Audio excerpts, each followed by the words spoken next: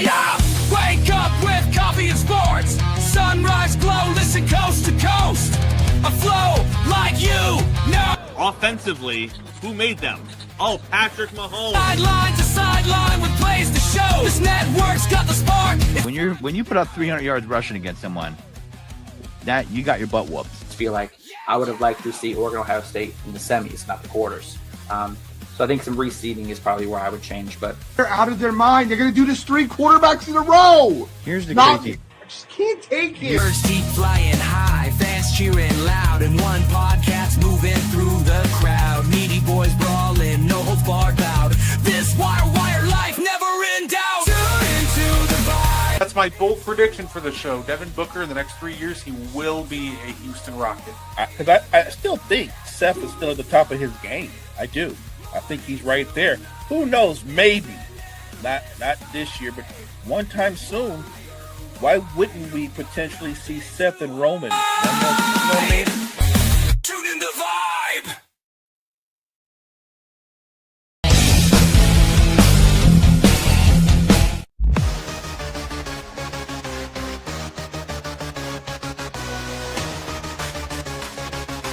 Morning Reds, good centers. Got me on the mic, now let's spill the tea. Talking courtside dreams from history. Legends on the blacktop now and then. From Wilt to Steph, we hit it again. Better chimes in, let's go deep. Young bloods rising, can't skip a beat. Ruppy prospects with fire in their eyes. Draft night suckers and hoop dream high. Wire to wire, bring the heat. Podcast magic can't be beat. Do better, but go better. We're who cares? Trendsetters. Hey, what's poppin', y'all? It is your boy, Guardy3, and welcome to the And One Podcast. Now, normally, this is the part where I introduce my boy, Mo Better, but, Mo Better's, he's a little busy tonight, so, it'll be just me hanging out, and, let's hang out and talk hoops together. I'm going to be doing a watch along, just watching Thunder versus Nuggets. So it's going to be an absolutely fantastic time. So once again, welcome. Like I said, we're going to hopefully have a lot of fun tonight. I'm hoping that the Nuggets win, mainly because I am greedy and I'm praying for that game 7. So give me another Jokic versus SGA duel. Their duel in the clutch last game was just absolutely a terrific bit. 10 out of 10. I loved it.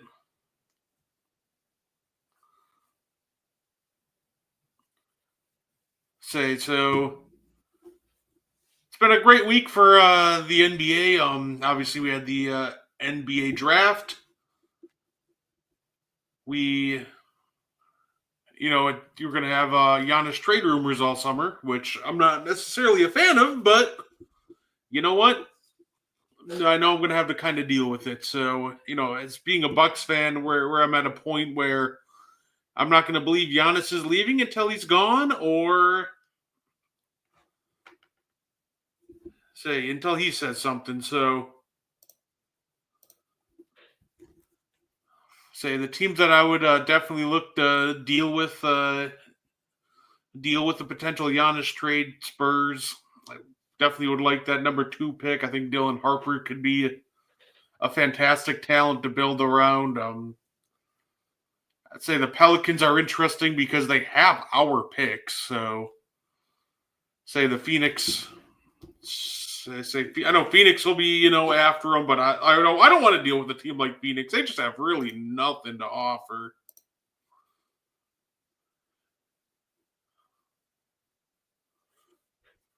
So, like I said, we're just waiting for the game to start.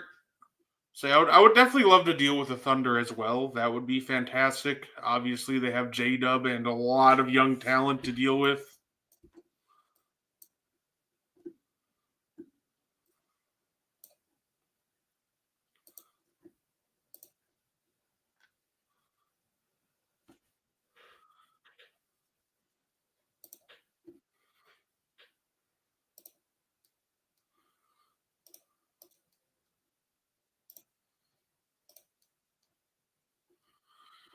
Say so. Like I said, thanks everybody who's in the chat hanging out so far. You've been just lurking. I'll absolutely take it. Just like I said, just a guy that loves hanging out. Watching hoops. We're just waiting for this game to get going. So like I said, hoping for an OKC. I think OKC wins the series, but I'm hoping they go down tonight just because I want that 7th game. A little greedy. That's all right. Say we're getting there. Say the game should be starting any minute now. So actually, we're still on NBA courtside. So say it's been a wild time around me so far too. We've had a couple tornado warnings. I live in Wisconsin. Had like 5 tornadoes touch down in Wisconsin. So if you're in an area where there's a tornado touching down, I hope you stay safe. The closest one to me was like an hour away, so I've been, safe this entire time, and I'm thankful for that. And say, make sure you guys take cover if you're in one of those tornado areas. So,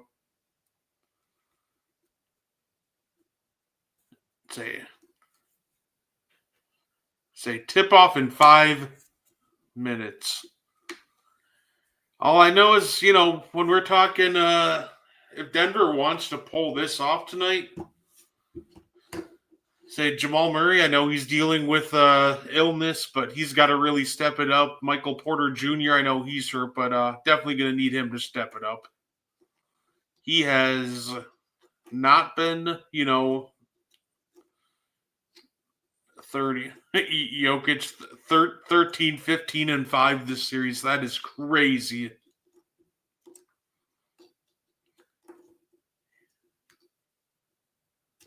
Say Russ, Russ actually he's going to need to step it up too. This is not that deep of a team. They're gonna need, either Russ or MPJ to step up.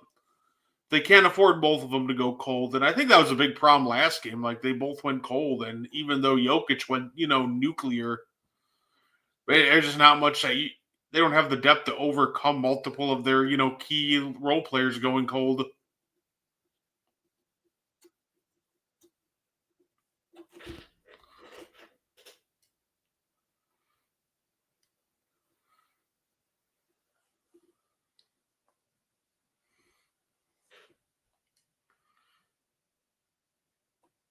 So here we go.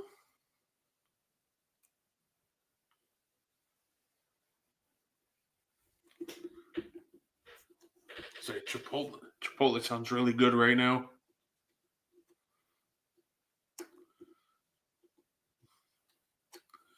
Yeah, say it. Like I said, we're hoping for a great game tonight. First and foremost, hoping for a fun game.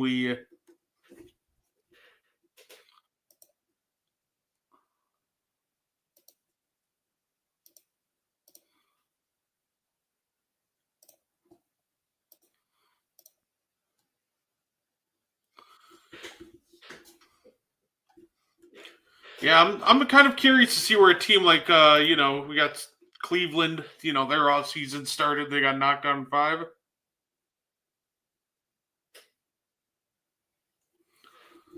Say Cleveland just got knocked out, so I'm curious. It's going to be real interesting to see what happens with the Cavs this off season. We have there's a lot of key free agents. Most notably, Ty Jerome is a key free agent. But, with a team that's already dishing out a lot of big-time salaries to guys over the, get over that second apron, like, it's going to be interesting. I think they might have to move on from one of their core pieces there, and I think if they do move on from a piece, it's probably Jared Allen. I like Jared Allen, but I think he's going to be the first to go if they have to, shed some salary this offseason.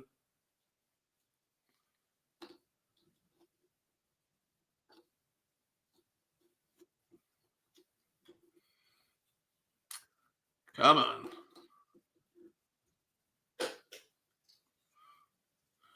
Oh, gosh, I just want this to start already. Like, come on. I want to watch basketball.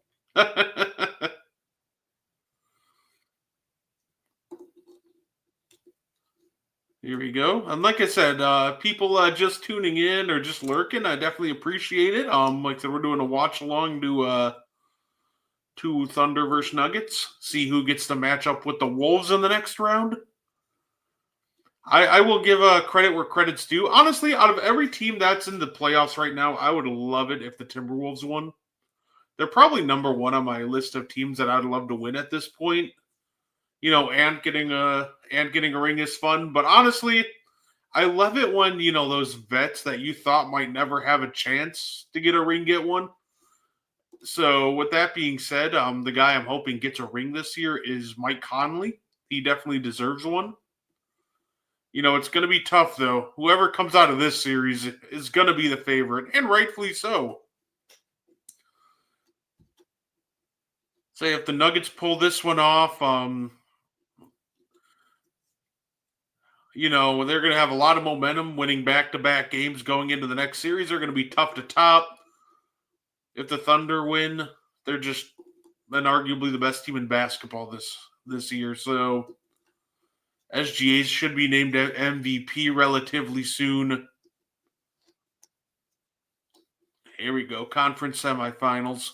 Game 6, baby!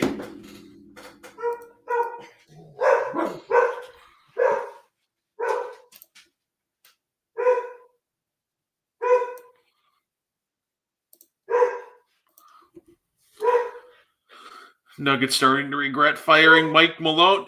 It's so weird, like, with Mike Malone, because on one hand, you're like, well, yeah, like, they probably do regret, I would say they probably do regret firing, you know, their coach so late, but also, like, they're, like, them pushing it this far against the Thunder, like, I'm not even sure what to think about the whole Nuggets coaching situation right now.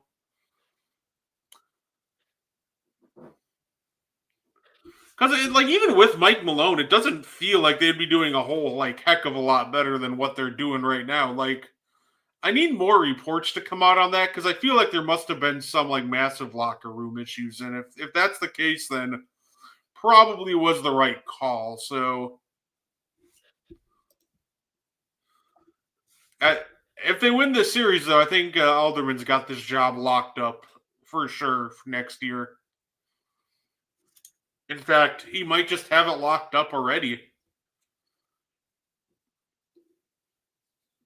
It still blows my mind that so many coaches got fired so late in the season.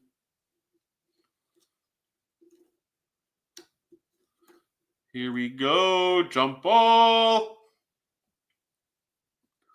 All right, AG. They're going to need you.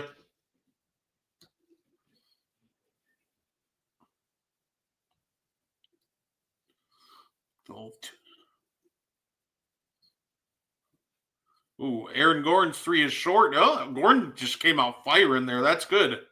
They need him to be aggressive.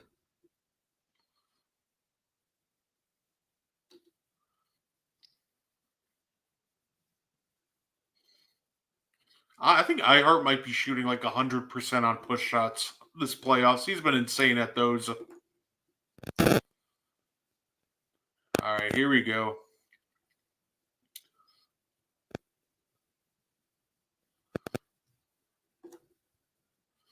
All right, a little two-man game. Nope, I thought Jamal was going to take that pull-up. Oh, bad entry pass. Not a good start for the Denver Nuggets. He's bombing that. Yeah, that's off.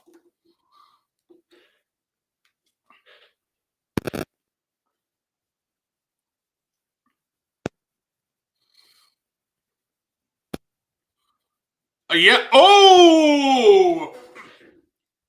Chance for a 4-point play. That's a good start to this game for the Nuggets.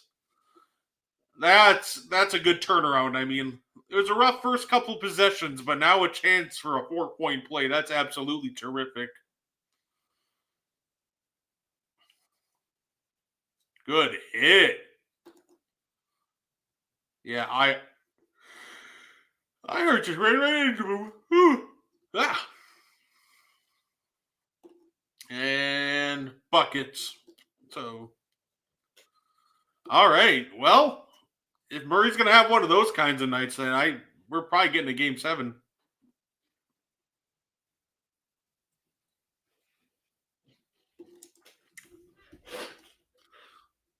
No, you're fine. Honestly, tonight, let's have some fun. Let's field all different kinds of questions. It's funny that I don't fault him for it. As Aaron Gordon misses. Oh, that's going to be Nuggets ball. I don't fault him for it, actually, right? And that's just kind of on the Bears for having that bad of a reputation. I don't. Ooh, good dunk. But no, I don't necessarily fault him for looking at other options. The Bears have just been a real wasteland of bad quarterback play. That's just something that they've always been. And obviously, Eberflus looked like an absolute dumpster fire the year before. So if I'm Caleb Williams, I wouldn't necessarily have been fully confident in the Chicago Bears' ability to put the proper team around me and put me in a position to succeed. So I don't blame him for looking at other options, but credit to him, he came in and he looked really good last year. Now they got Ben Johnson, and I think they have a real chance at resetting the culture. So I'm happy for the Bears that they look like they're doing right by him, and I also don't blame him for not really believing in Chicago, to start with.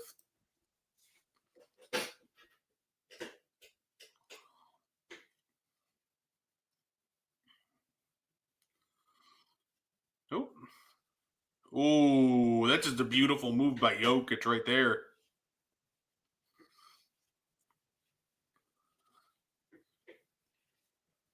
Yeah, I see a lot of people freaking out about the whole Caleb news, but at the end of the day, now he's clearly just very committed to Chicago, so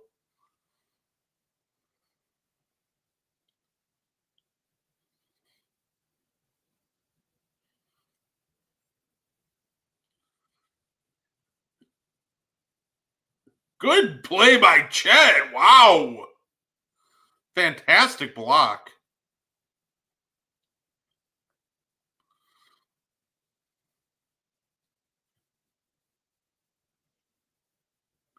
Foul on Shea. Ooh, that was good.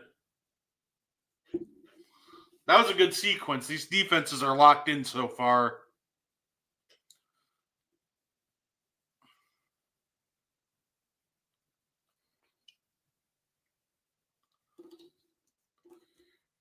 Yeah, I'm looking forward to seeing, what happens in the NFC North this year. Because that entire division just seems like they're ready to compete again, so I feel so bad, though, for the Giants. The New York Giants, are one of the worst teams in the league, and they have the most difficult strength of schedule this year. Just absolutely brutal.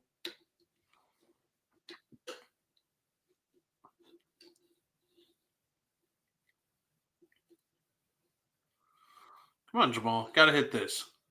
Gotta hit this one, Jamal.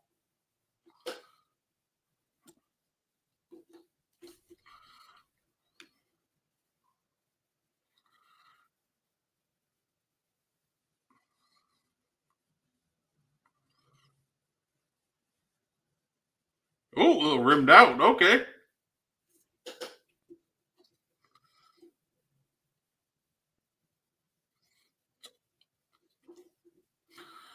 MPJ off again. Oof.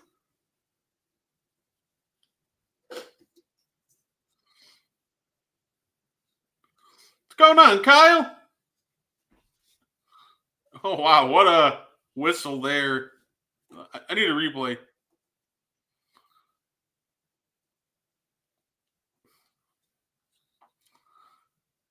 Yeah, no, like I said, honestly, today, oh my God.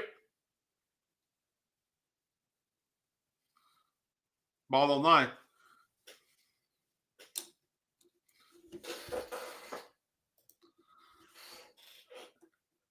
I'll give O'Connell credit. He has a way of coaching up quarterbacks, very and taking them a lot farther than we'd expect. As long as JJ can be competent, they should be competitive again with Flores manning that defense, and the Lions coming back to reality. That's still a really good team competing for first. But I think the Vikings could very well finish last this year.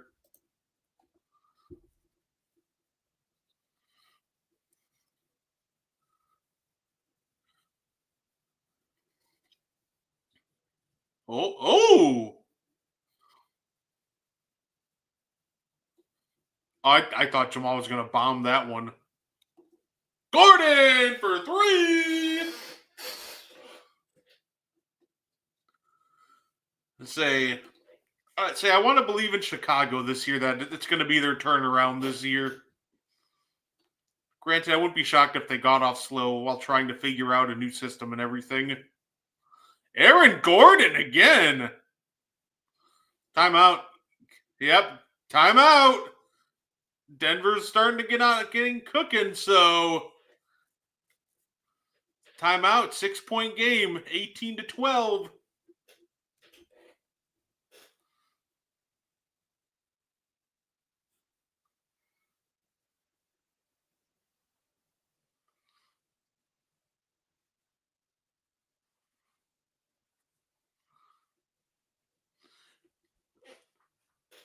Here we go. Yeah, great run there. Let's see, I'm just double checking the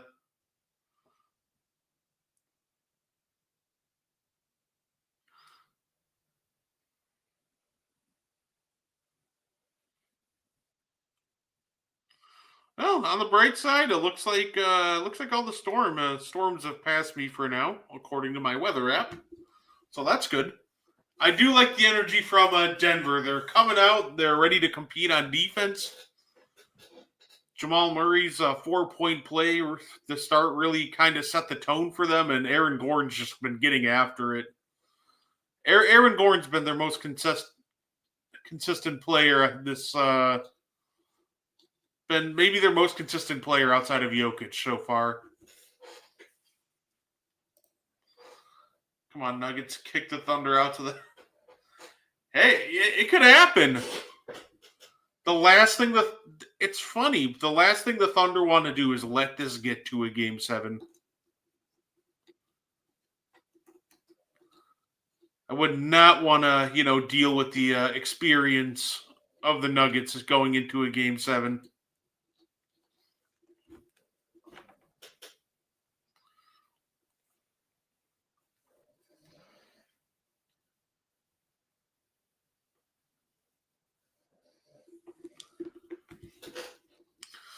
Let's see.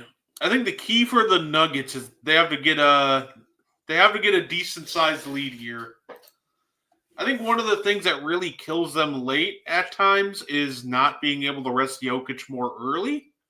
So I think they got to be able to get a big enough lead that they can get Jokic a couple extra minutes. It's one of the biggest faults of this just Nuggets team with Jokic. Obviously they got a chip out of it, so you can't really complain too much, but them not ever being able to find a competent backup that can give Jokic rest for 10, minutes a game or so is just absolutely killer. Because I think the thing with Jokic is, we talk about his defense, and I think he is normally he can be a positive defender. I'm not saying he's going to be an elite defender, but I think he's a neutral to positive defender. Quite a few nights. I think the biggest problem, though, is you see a lot of these times when we get to end of games, he's just really gassed, and because he has to be the system on offense most nights, and when you're having to be the system on offense, and you're for the most part at the beginning of games, he does try really hard. So I think by the time he gets to the second half of games, that just wears him out.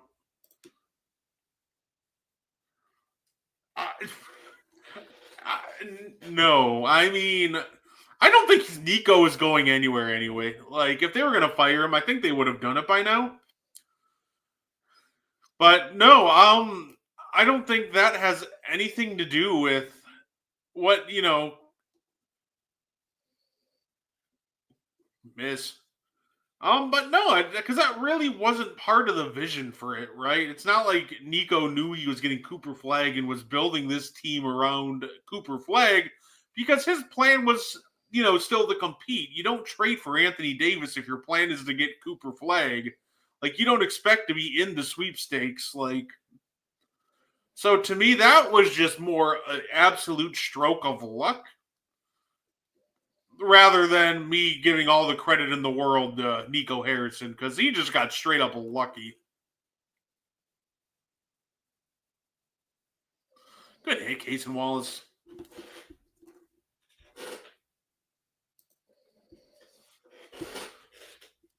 I think Cooper Flag or not, I just don't think he was going anywhere. Good hit by Porter. And a big reason, too, is I think, Patrick Drummond and company, the ownership group, had a big part in trading Luka too, but they get more of a pass because they have a scapegoat in Nico. So I think as long as Nico can, sit there and, take the abuse. Oh, good block by J-Dub. Jesus. But, Brown stepped. Oh, foul. Okay. Not. I think as long as fans are willing to harp on Nico and go after Nico, and the ownership can use him as like a human shield almost, I don't think Nico's going to go anywhere.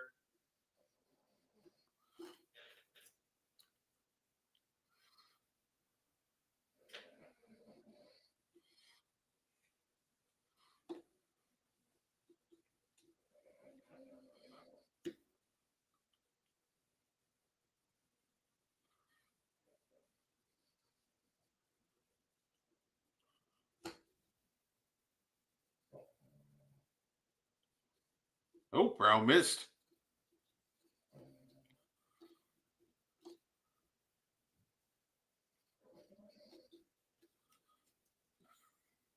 The other Jalen Williams from 3. Here we go. This is the scary part about the Thunder. Like, they start bringing in bench players, and the bench players start raining in threes.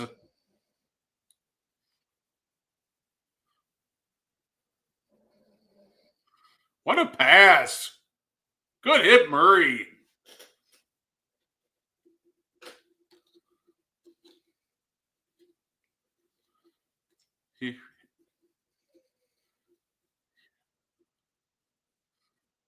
Good defense by Jokic.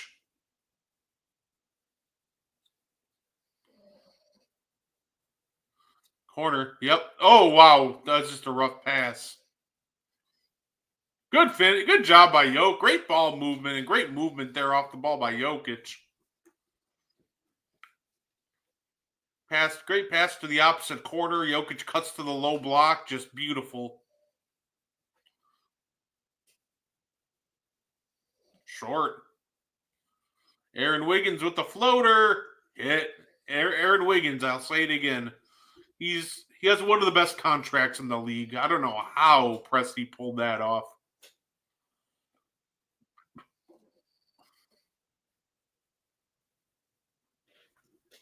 Good hit by Brown. They are feeling it right now.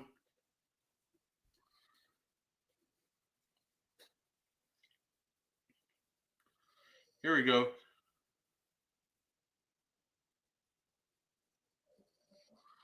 All right, Chad, should have kept attacking, trying to get Jamal Murray down low.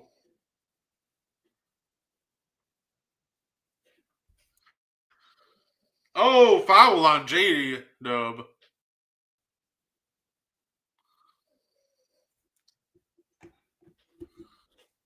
Good, great ball fake.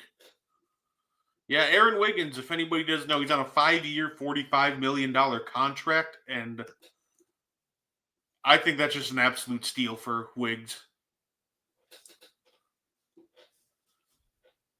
3, 4. So I love what I'm seeing from Denver right now. Obviously, it comes back down to can this team execute later in games?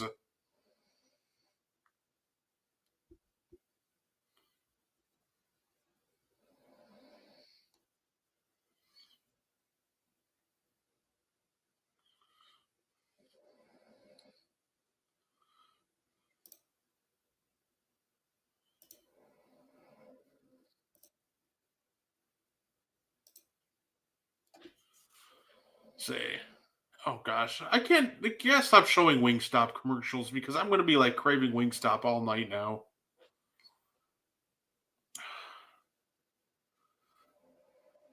Oh, say, I can't. They gotta stop doing that to me because yeah, now it's tempting. Now I'm really thinking I might get some Wingstop later.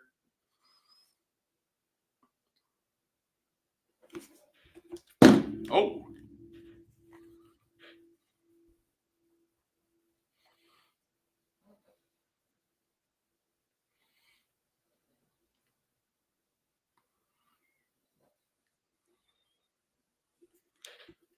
here we go. Okay. Give me a game 7. I'm hoping to get a game 7 for Boston, New York too. I know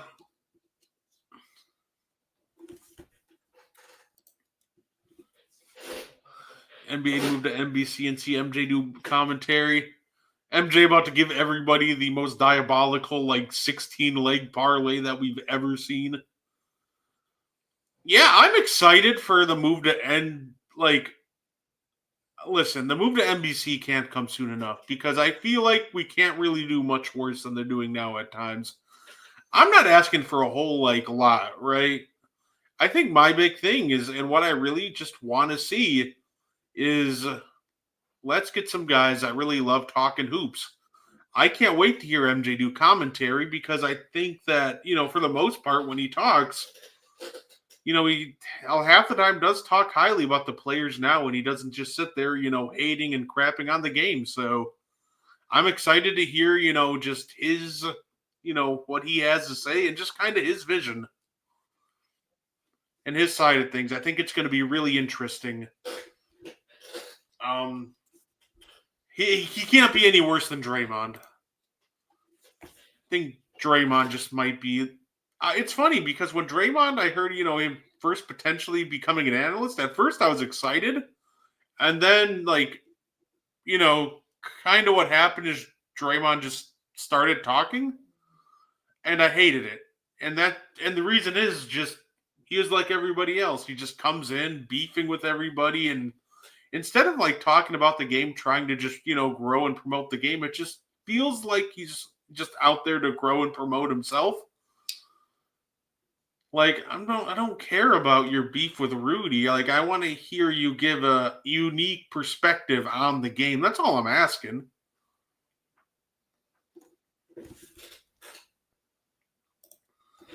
Yeah, no, that's the one I'm excited for.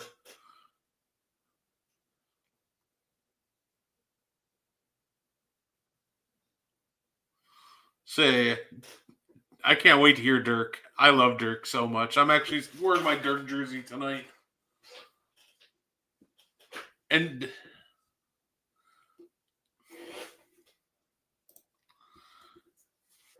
that's gonna be the fun part. That's gonna be the funny part.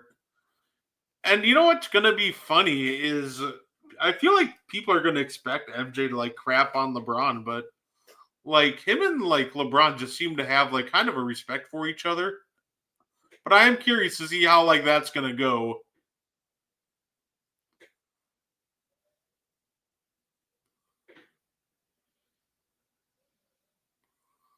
What is Julian?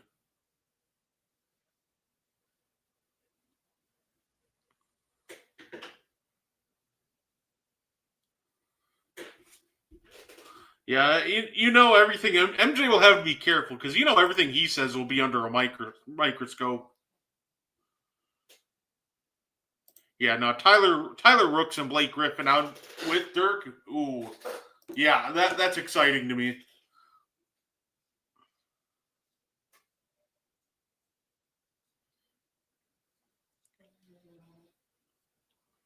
Good take by Case and Wallet.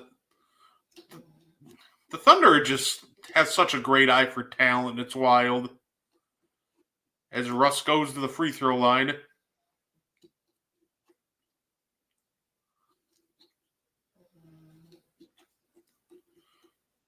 Russ with the hit.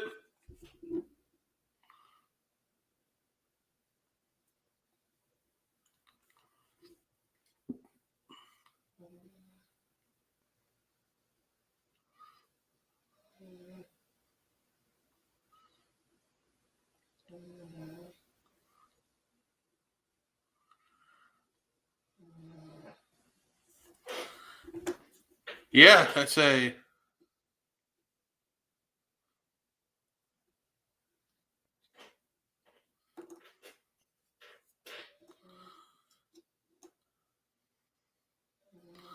Yeah, I know this what I'm about to bring up next isn't really basketball related, but I didn't realize that Revenge of the Sith was going to be back in theaters for like a short period of time because it was the 20th anniversary. I'm kind of sad because I didn't realize it. I totally would have went to see Revenge of the Sith in theaters. Oh God, Russ, what the? Say, what is? Good finish by Chad. Say, Revenge of the Sith just might have been my favorite Star Wars movie. So.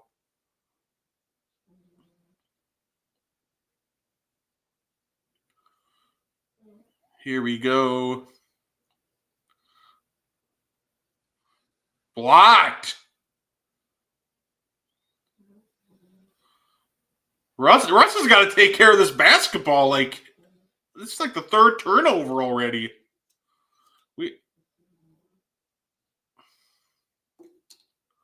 Yeah. Russ. You gotta sit Russ down for a little bit, maybe in the second quarter, calm him down. Because this has been a disaster class so far in the first couple minutes.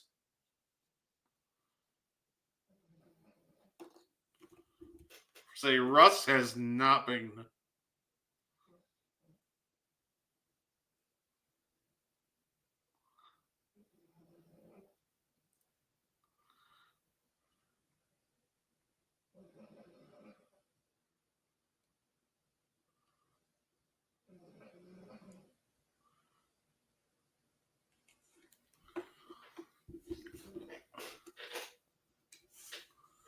Alrighty. Yep, 5.8 remaining.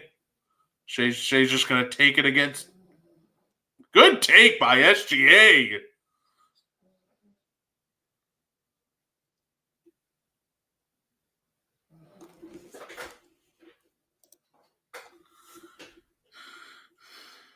Yeah, that's just kind of how the Thunder got back into this game. Just Russ came in, and the biggest flaw for Russ, it's funny because Russ's like strength and flaw is like the same thing.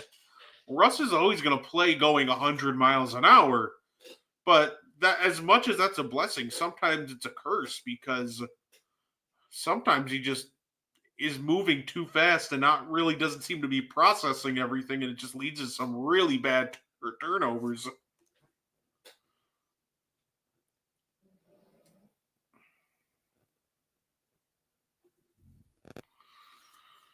Oh man. Yeah, I'll say definitely appreciate all you guys for tuning in and hanging out with me. It's a more relaxed stream. Obviously, we're gonna majority talk about hoops, but if you want to ask NFL, wrestling, you want to ask what my favorite movies are, whatever you want. I don't really mind. I'm down to talk anything tonight. We're in a fantastic mood. Say my dogs had a play date today, so they're a little exhausted. Thankfully it looks like all the tornado weather has passed, so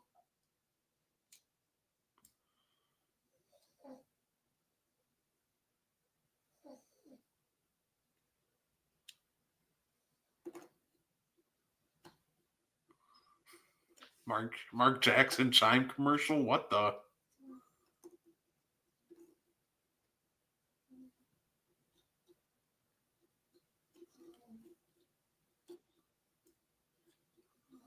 There goes that man.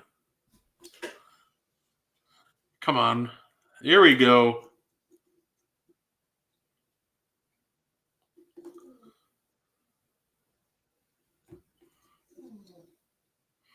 I was going to say, they shot well in that first quarter. I'd say the Nuggets, I think, in the offseason, regardless of what happens, though, they got to find some more productive bench pieces. Like, I think the first fun, idea for a bench piece for them is, they're going to be hopefully getting Deron Holmes back, but he hasn't even played, 1 minute of NBA action coming off an ACL injury. 1 minute of regular season action. He's coming off an ACL, so who knows how he's going to look, but he's an idea, but you need to find a good backup center first and foremost. And you need to, just upgrade some of those bench pieces. Because in big games, how many of them can you really trust? I know they already gave Julian Strawther some minutes, but I feel like that's more out of you kind of have to more than they actually want to.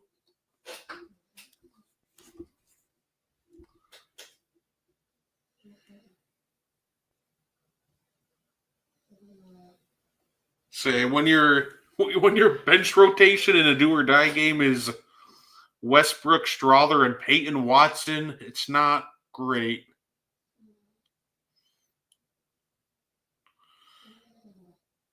Good defense there by Russ, though. Russ is just an absolute menace on the defensive end.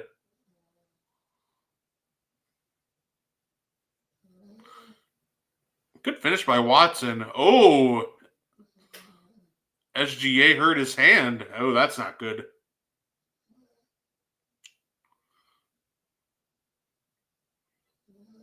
Oh. Yeah, he's still pulling on that hand. Good show. Payne, why? Yeah, that was never going to work.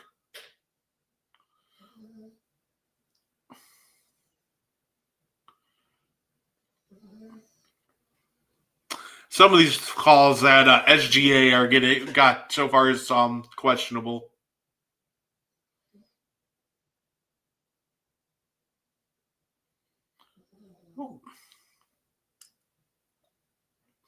Good job, Russ. You can tell he did his homework on Shea. He's not falling for those fakes.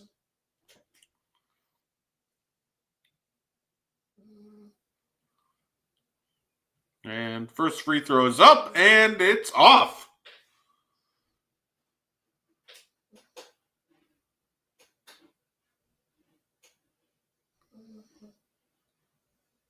Here we go.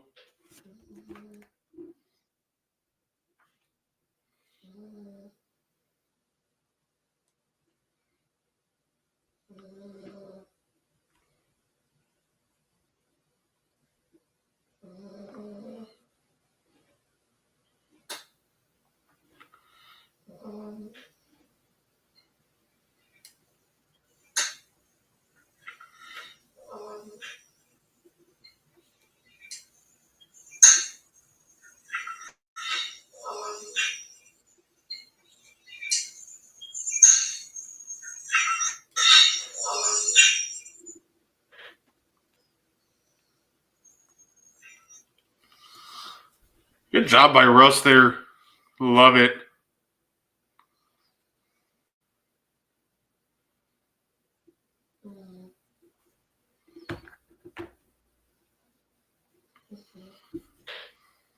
Here we go. Good hit by SGA.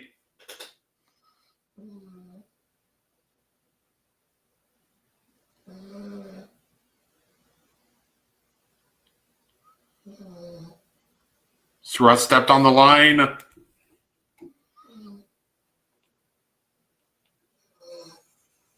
Trust stepped on the line.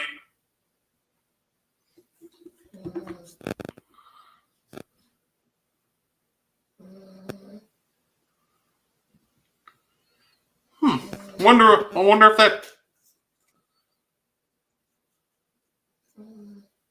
Say, I wonder how that. Wonder how he banged up that hand. I wonder what's up with that. Oh, that's a way off. But they're getting some great minutes from Jalen Williams. Not like number 2 option Jalen Williams, the other Jalen Williams. And that's always big for this team.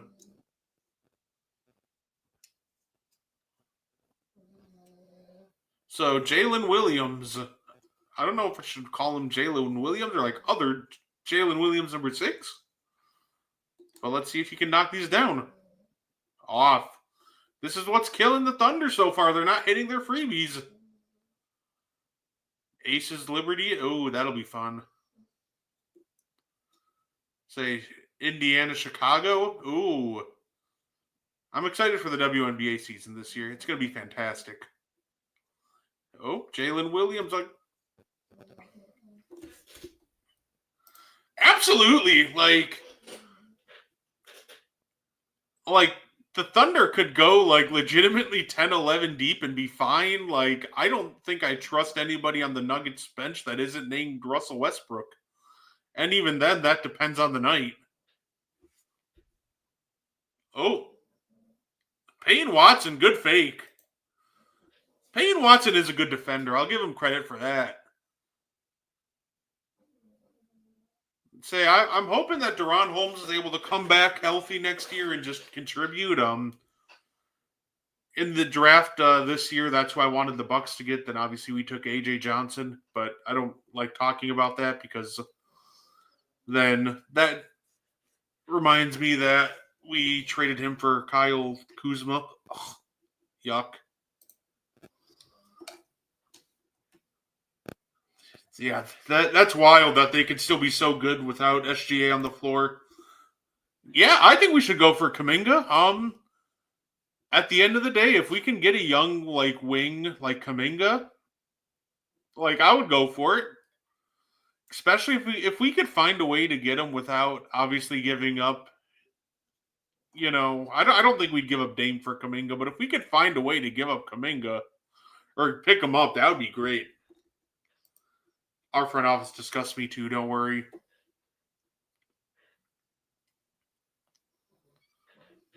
Oh, 8. I'm guessing it's going to be a first. That's going to be the challenge. I'm just not sure what the market is for Kuminga. But I think Kuminga would fit kind of really well with us. Kuminga just doesn't fit with the Golden State system per se. I think Kuminga just tends to look for his own shot. Oh, Caruso and Gordon.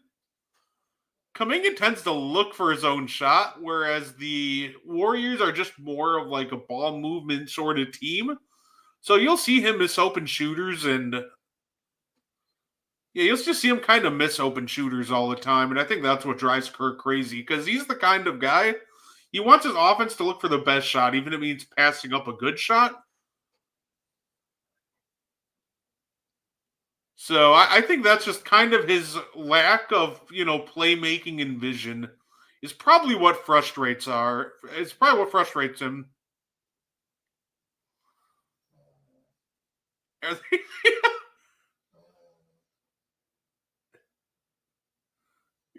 Aaron Gordon, I love you so much for this.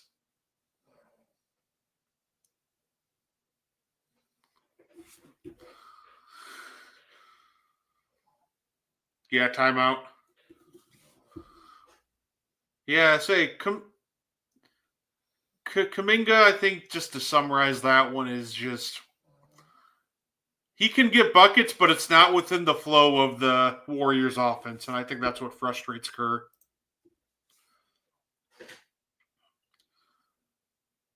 Yeah, I think that it's funny when it comes to the Wolves. It almost feels like OKC is just. I think they can match both, but OKC is not a great matchup for the Timberwolves.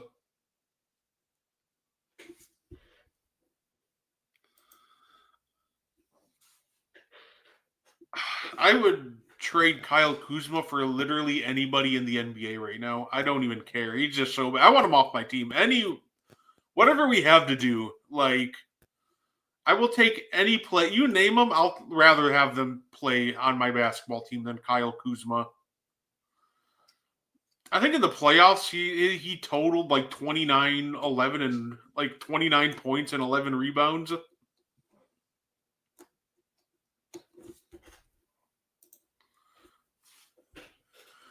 I know. I hated it so much. That was just awful.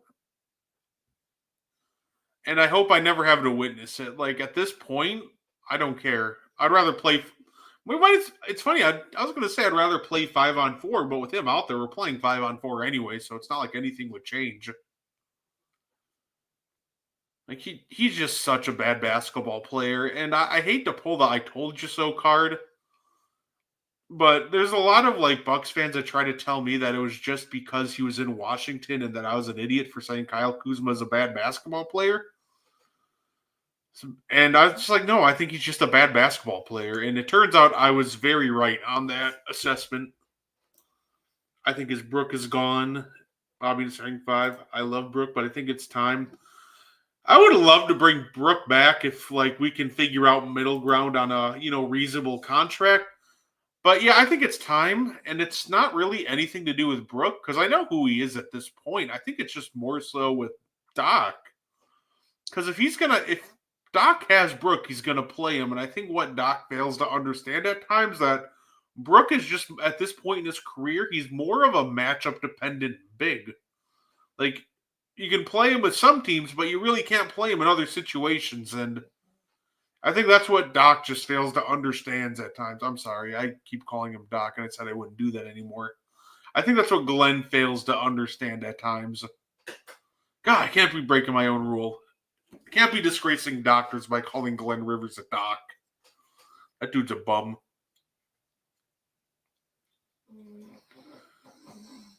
Yeah, I would love, at this point, run me a Bobby and, Giannis in the starting 5, and we'll build around that. 2016 conference finals. Yeah. Last time they made the finals is when they blew that 3-1 lead to the Warriors.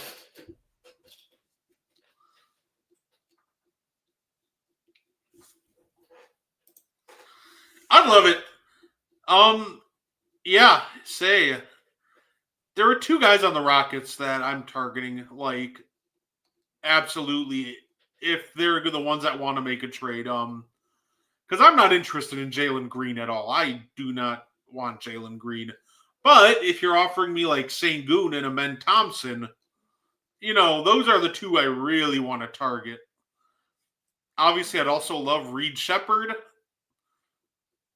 But no, the guy I'd really want from the Rockets, it's funny because more than Sengun, I'd love him. And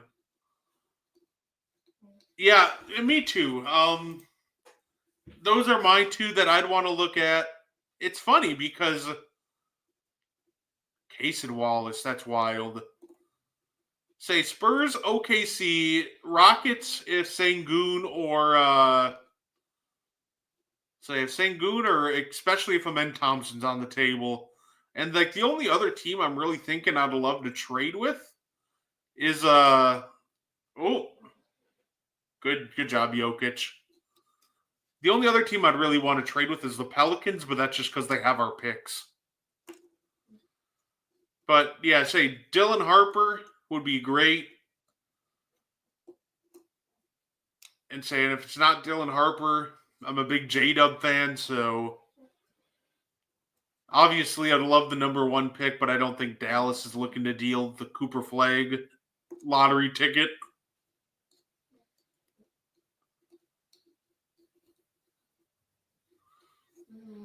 Oh. Chet's going right at Jokic. Good move. See, I love that package. I love that package because the thing with the Bucks is like we're not going to bottom out because it just doesn't make any sense at all.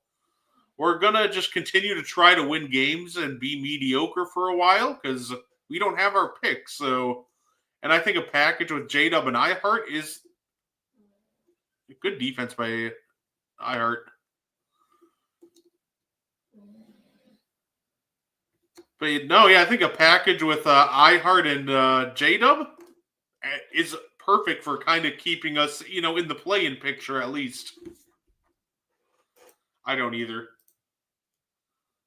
Chet has been great off the dribble. Like, good block by iHeart. Oh, Caruso.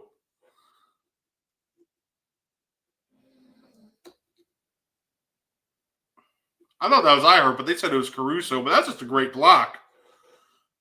But yet, Chet going off the dribble has been great, and it's a great mismatch for him to exploit. Oh, I think he just blew that.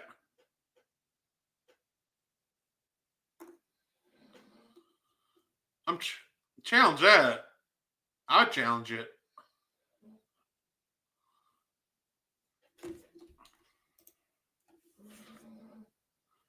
Actually, you know what?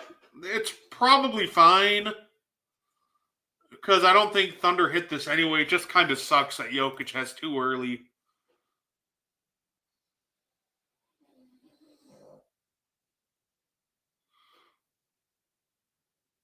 Ooh, yeah.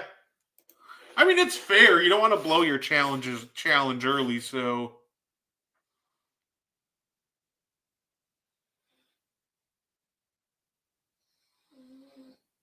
Cason's got to attack quick, though.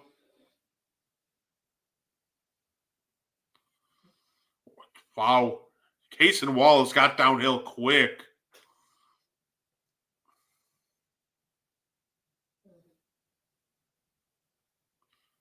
Oh, that's huge. iHeart with 3.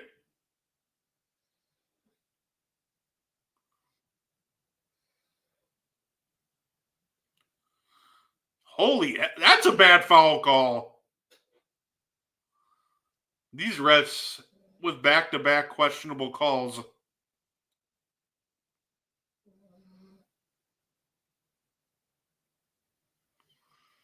Yeah, the second quarter has just been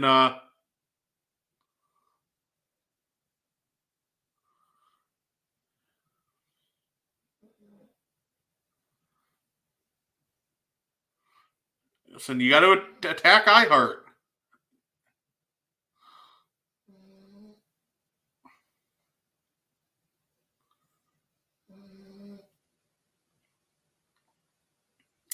Good hit. Good hit, Porter.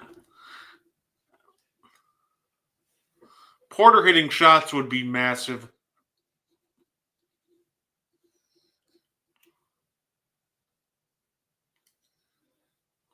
J-Dub.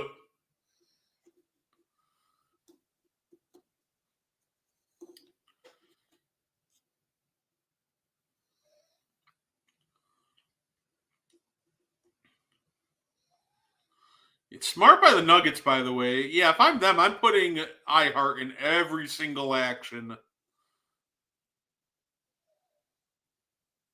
Yeah, that was just off balance.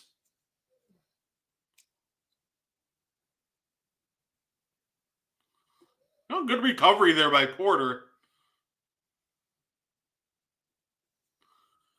Is it just me, or are more teams kind of bringing back the Twin Tower, like, defensive looks? Like, for all the talk about small ball, we see the Cavs with Allen Mobley, Thunder, iHeart, Chet, like, with the way that,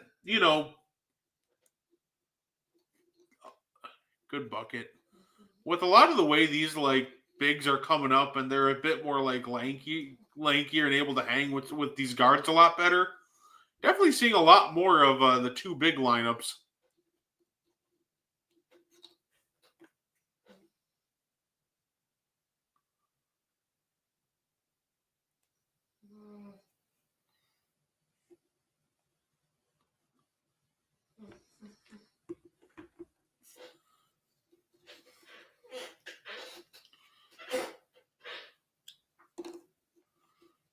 Yeah, we're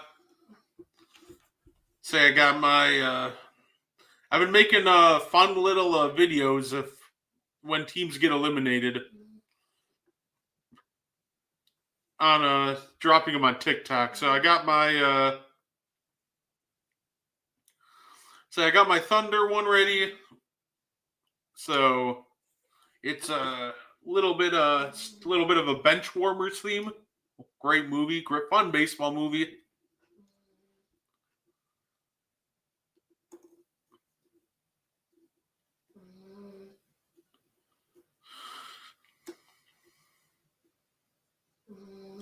Some of these commercials are so weird, man. I don't even know what's going on.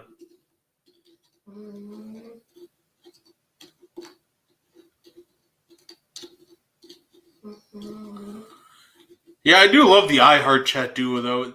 I think they complement each other perfectly, especially with iHeart's ability to pass and just especially play make out of the post. It's just kind of a great hub that you can kind of go to run your offense through outside of SGA. And him and Chet have fantastic chemistry already.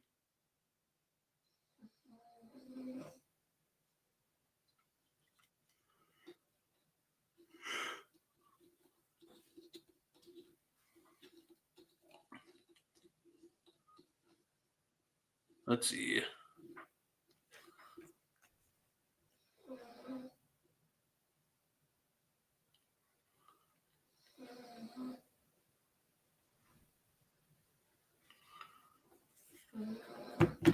Yeah, so close game once again. Once the bench unit came in, things kind of unraveled, and now we got some guys in foul trouble, especially iHeart. He has 3 fouls already. Live action Lilo and Stitch.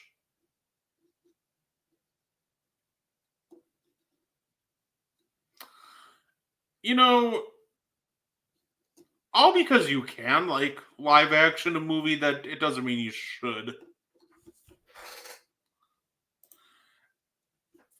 I think they do, but I'm hoping they don't, just because I'm greedy and like Game 7s. But yeah, I think they close tonight, and this is the biggest reason. Like, as soon as the bench came in, like Russ went on a turnover spree, and this game got close again.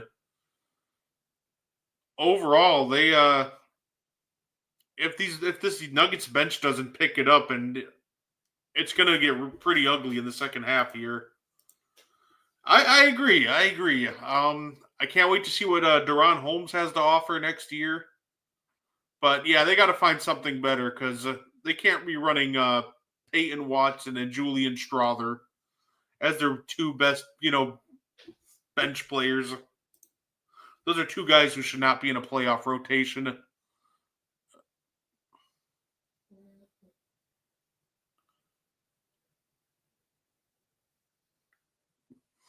Good job, good cut there by Russ.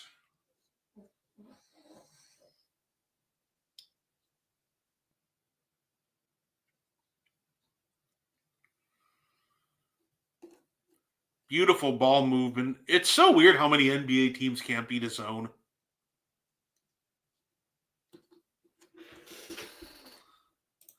Honestly, it's because they can, and that's the scary part about OKC. Like, they can still win like non-SGA minutes against every remaining team in the playoffs, and I feel like that's got to terrify teams. Because even a lineup just running like iHeart and J-Dub, or even like iHeart, Case, and Wallace will probably be enough to deal with a lot of these bench units. Genuinely, I fully believe that if he was on another team, Case and Wallace would be starting. Well, SGA just throwing his head up and looking for that call, but good bank. That was a good hit. Say,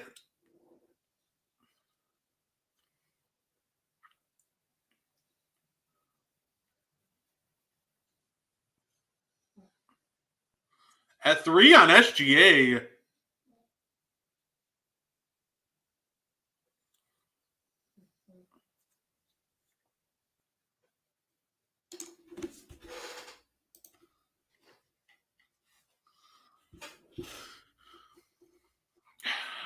I it I'm it's funny, right? Like on one hand, like it'd be cool to see Knicks Pacers in the next round. On the flip side, like Stephen A is going to get really insufferable if the Knicks make it to the next round.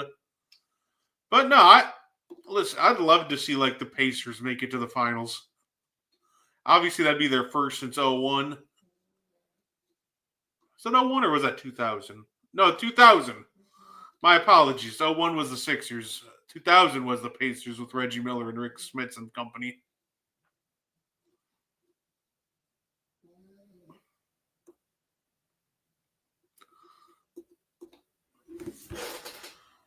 Yeah, say the Knicks having it. Obviously, the real fun one though, Knicks Timberwolves. That would be like the most hilarious outcome after everybody was saying, how bad the Randall and Cat trade was earlier. If both teams made it, I think that'd be hilarious. I can't even lie though. I didn't realize the trade would be this much of a needle mover for both teams. Apparently. Although, if the Knicks make it to the finals, I actually kind of would hate because then I'd have to say that the Mikal Bridges trade was probably worth it if they make a finals appearance, and I don't know if I'm ready to do that.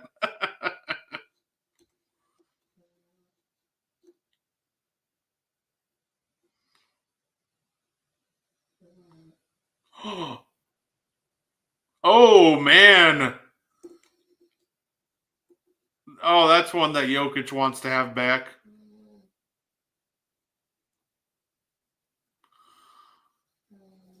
Oh, SGA is trying to close this thing out.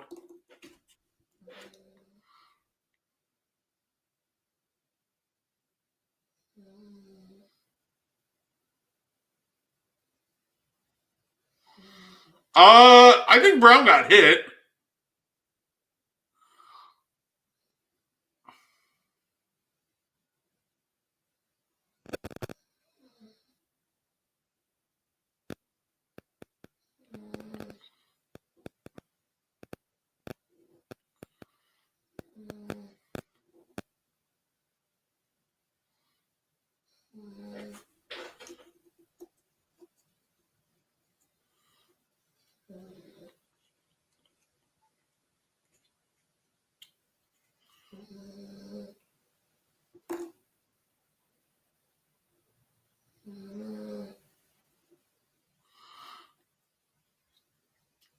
Okay, well, I guess we'll see if this was a good challenge or not. Nuggets better hope this goes their way. They can't afford for this score to start getting even more out of hand.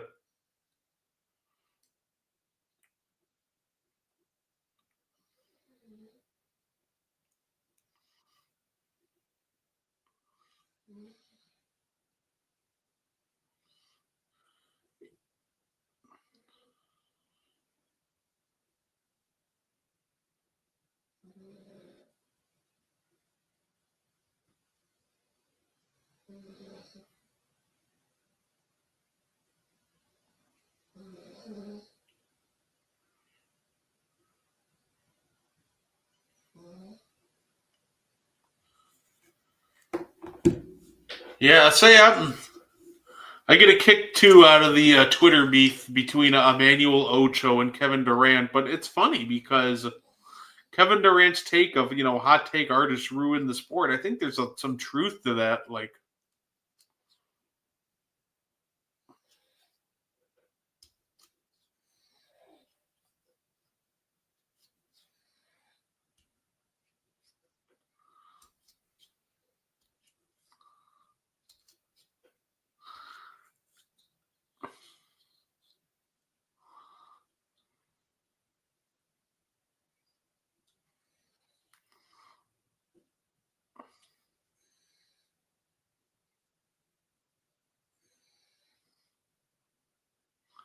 Wow, that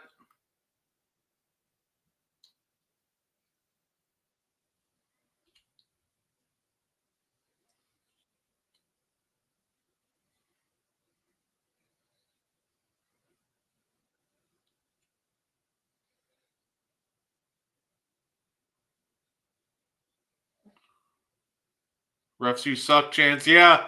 He knew Denver wasn't going to like that. Wow.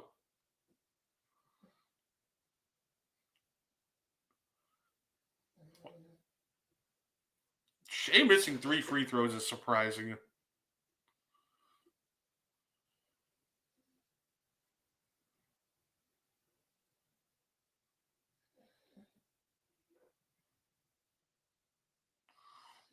I thought he was going to bank that in for a second.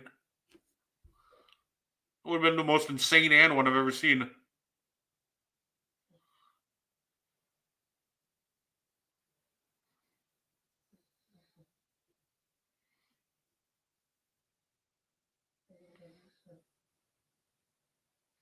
Oh, wow. Jokic missing a free throw.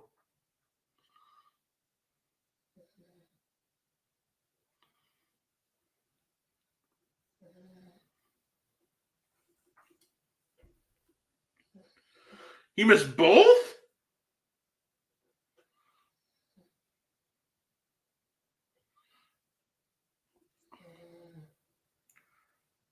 Nobody can hit a free throw right now. Ooh. 8 of 13, 6 of 12. Yuck. That doesn't mean you need to rush and panic shots. That's a terrible shot by MPJ.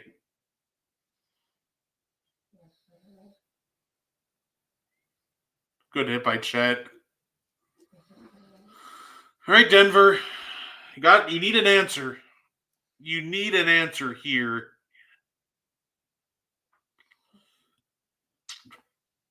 He's sending a good thing to Braun, isn't he? Nope. Oh, good pass.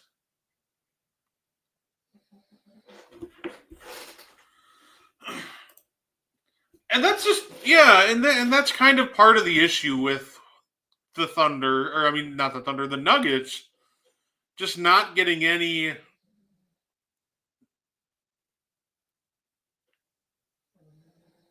SGA, fourth foul!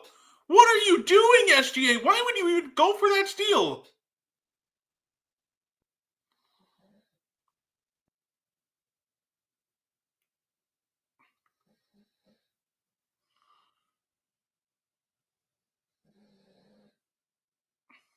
SGA, what a stupid foul.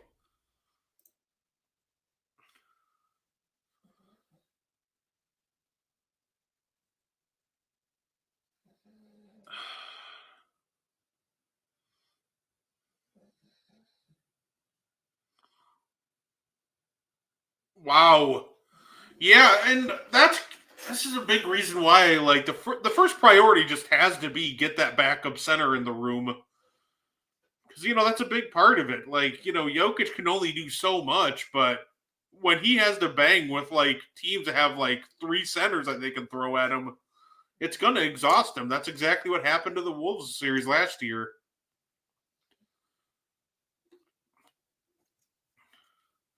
I just don't know why SGA would even reach right there. Like, he's got to know better than that.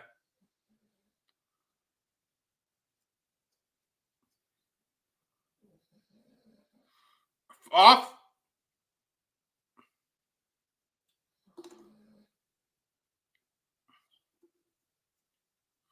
Yeah.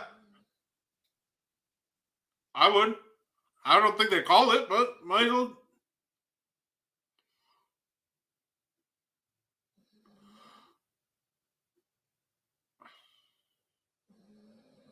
Yeah. It's not intentional, but you got to look at that.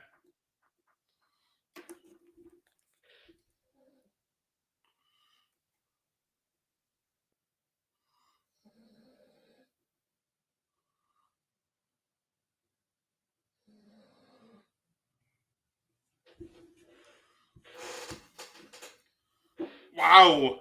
Just when it looked like OKC is taking control of this game, they've just kind of came unraveled.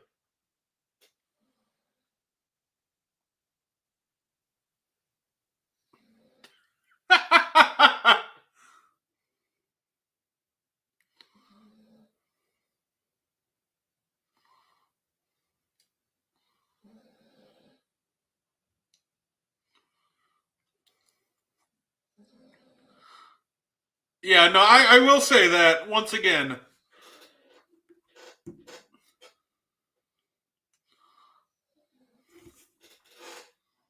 Yeah, you look at that, but that's the right call. Yeah, they definitely need more bigs in the rotation to help Jokic in games like this.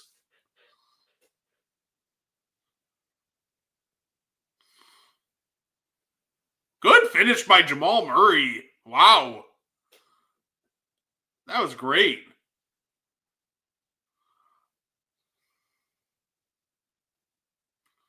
Oh, good look, though. Good look. They need that. It didn't go. Chance to tie. Corner. Oh, he didn't look corner quick enough. That could have been an open three for Braun. Out. All right, last shot belongs to Denver.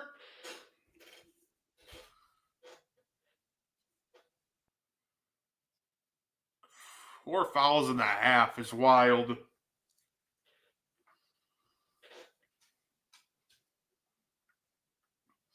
So I guess the real question is, oh, wow. Nobody was even covering Brown. What was that? Obviously, now OKC gets a chance to answer, but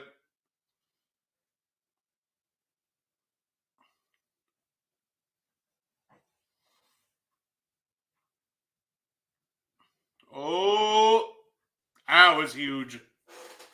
That was massive. They needed that big time. Big time shot by Lou Dort. Yeah. Absolutely. It's just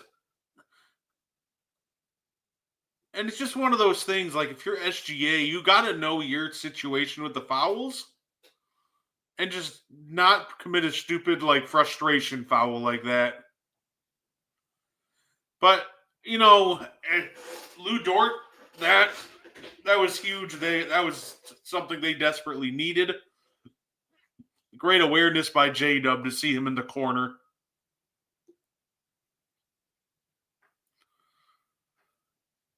So say OKC still has a 3-point lead going into the half. They're lucky though. They got to clean some of this up. They definitely got to clean up some of their defensive rotations. That inbound with nobody covering Christian Braun at all, even though he's the hot shooter right now, is just brutal.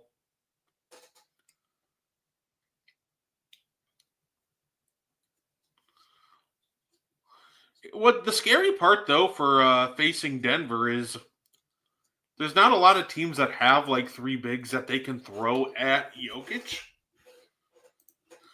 So like I know the Timberwolves were able to do it last year, but with the loss of Cat, like that's going to be a challenge.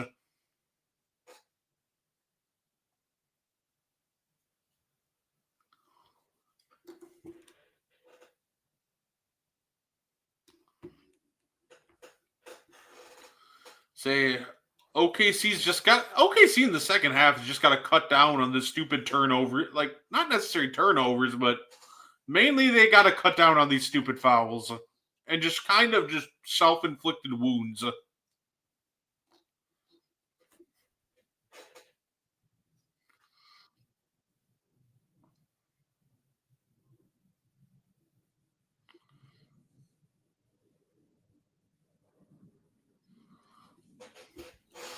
Yeah, so we'll see how OKC comes up.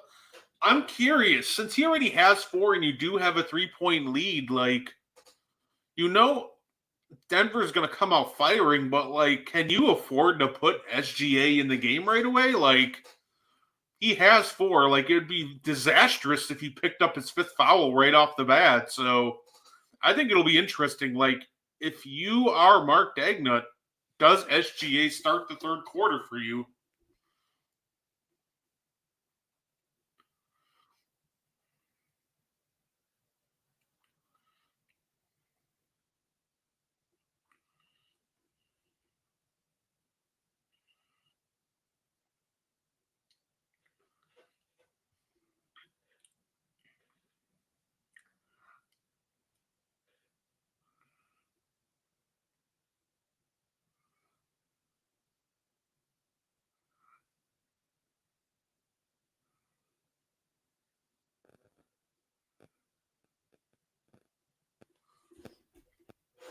Yeah, there's a lot of like questionable calls in that second quarter.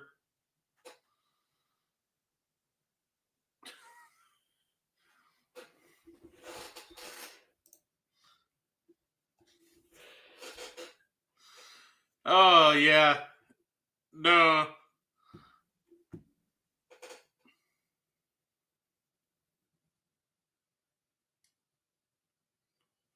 yeah.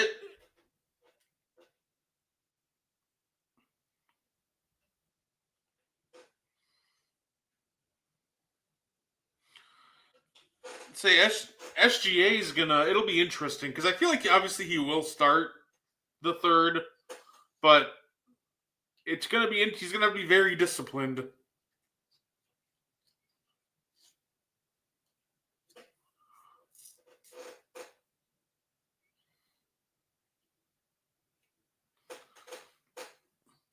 Say it's,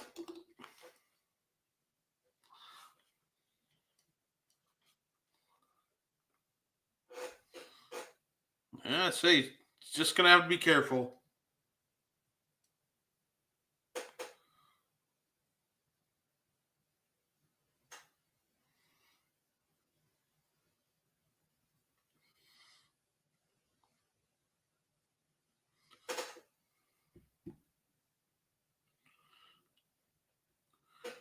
Forfeit, yeah, and I hurt.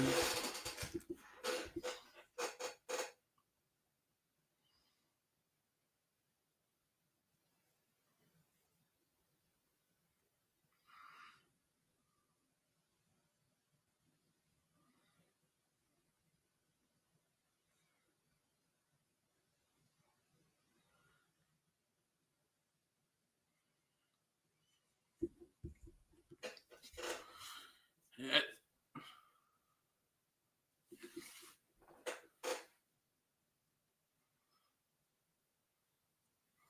Oh yeah, I mean, Perk saying that the Denver Nuggets bench is a liability, like that isn't the liability every game for Denver.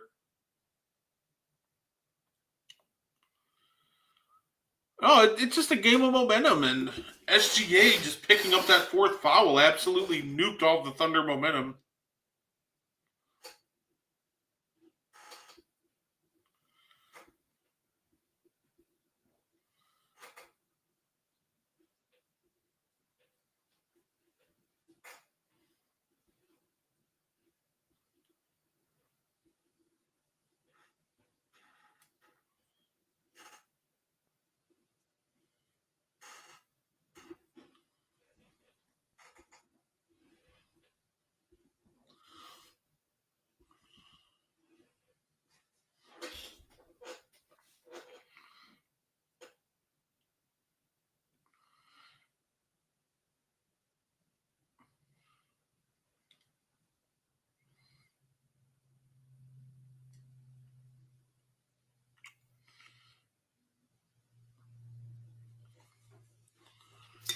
It's funny because I think there's some truth to what little bit of truth right there though, because it feels like the Thunder should be like winning by a comfortable margin. Like they're generating really good offense, but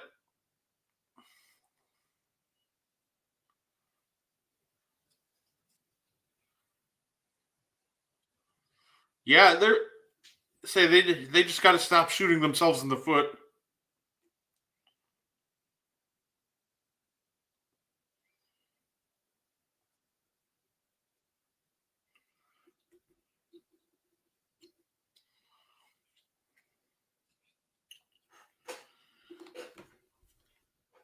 Say, what is this? It's a weird commercial.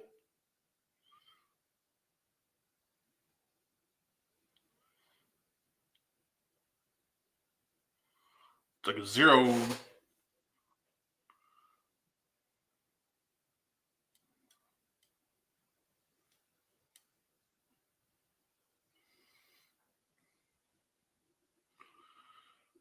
Man, another Wingstop commercial.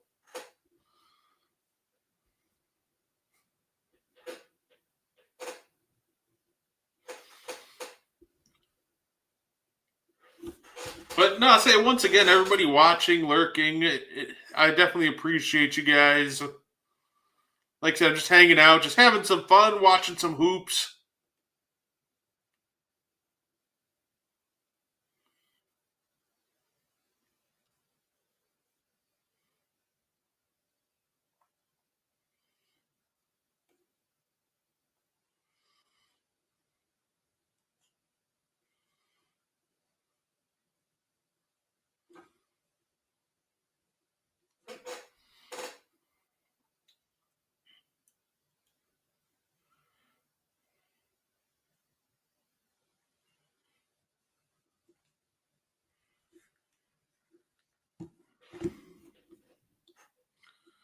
All right, here we go.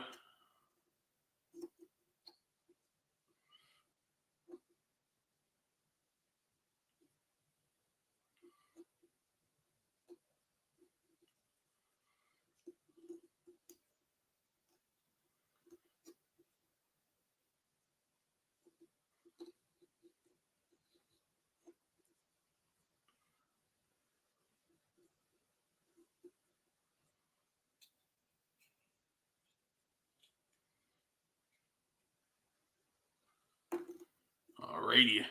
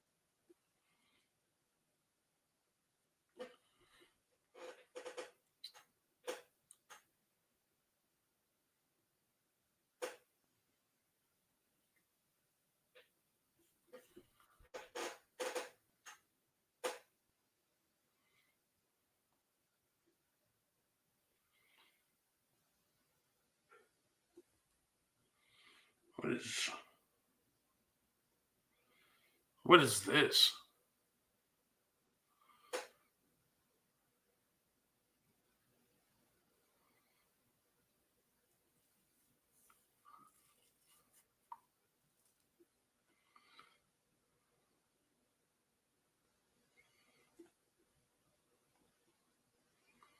Oh, they're coming out with another How to Train a Dragon movie? That's cool. I didn't realize that.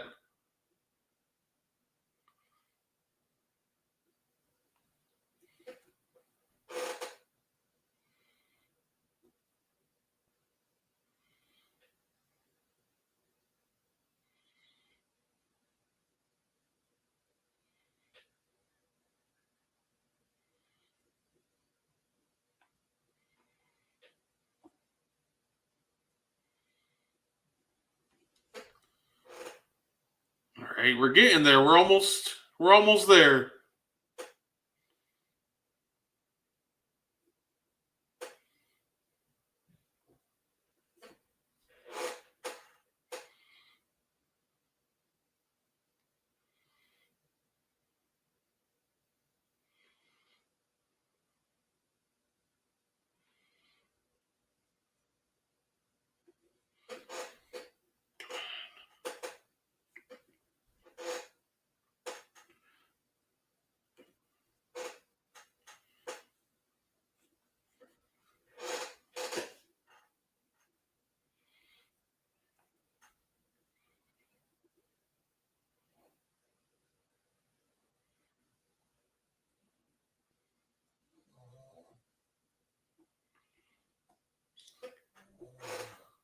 Alrighty, we're getting there. Just waiting for this game to pick back up.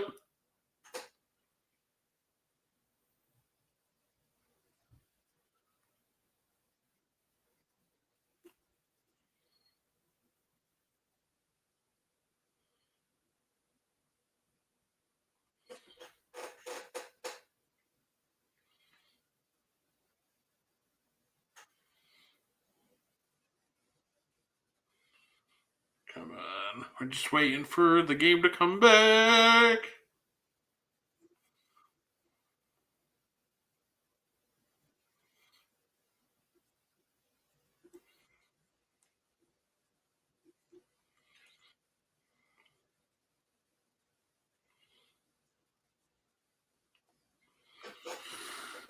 Come on.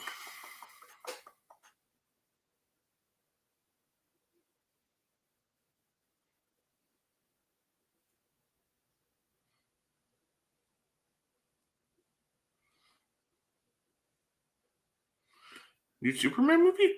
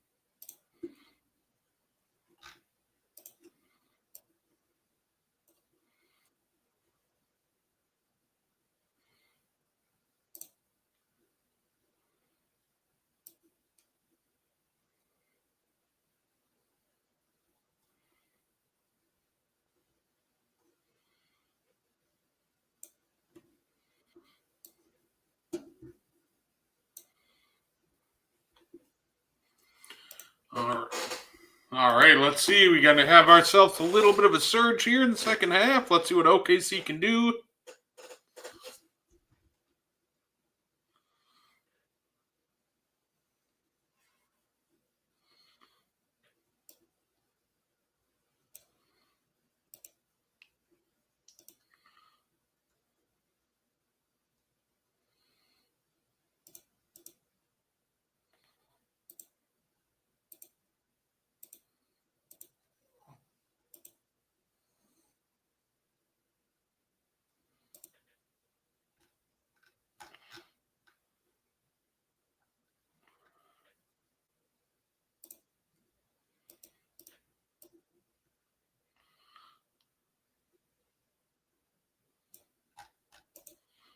Good block. Let's go.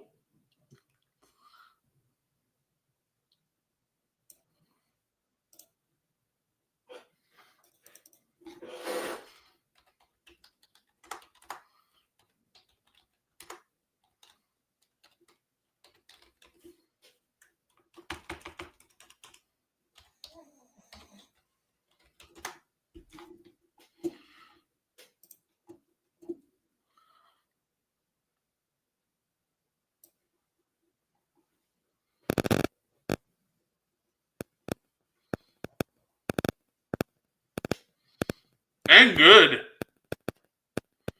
All right, here we go. Denver's cooking. Denver's off to a good start there.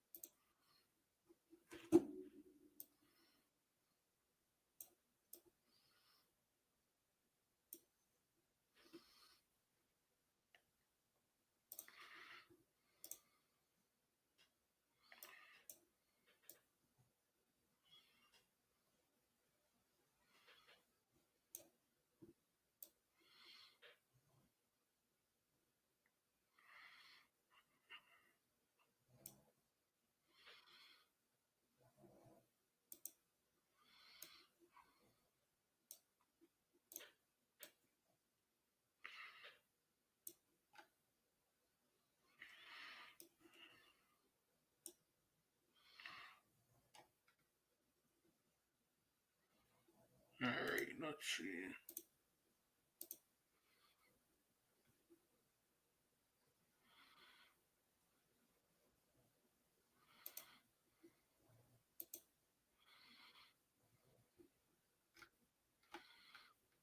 There we go. Let's get the score of the game back up.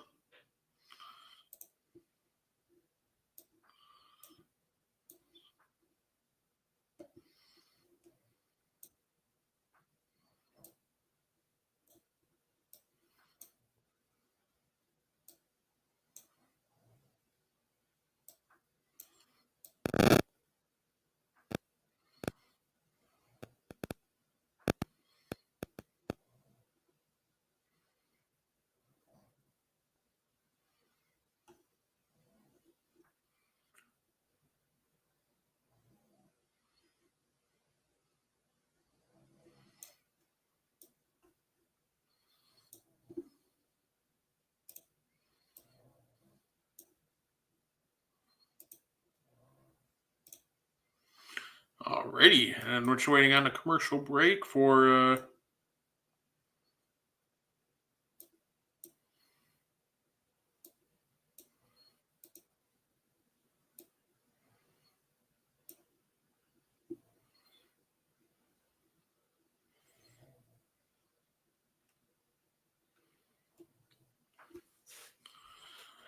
alrighty. Here we go.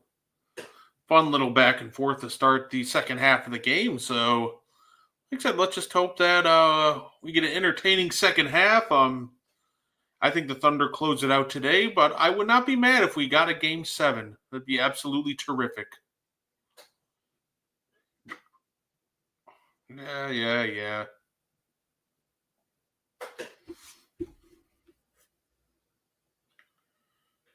Here we go.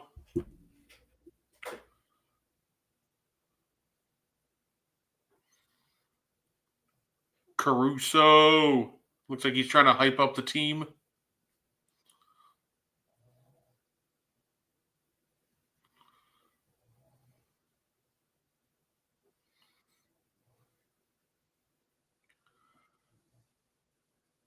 Here we go, and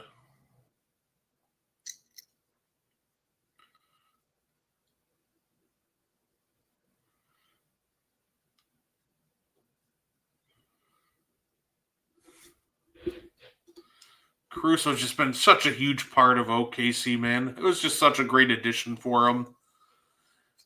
I think that was a win-win trade for both the Bulls and the Thunder. Alex Caruso, at the end of the day, he just kind of fits better on a contender, whereas Josh Giddey needed to go somewhere where you can have the ball in his hands more. And that wasn't going to happen in OKC with J-Dub and Shea. So I think that's just such a win-win trade now for the Bulls and Thunder.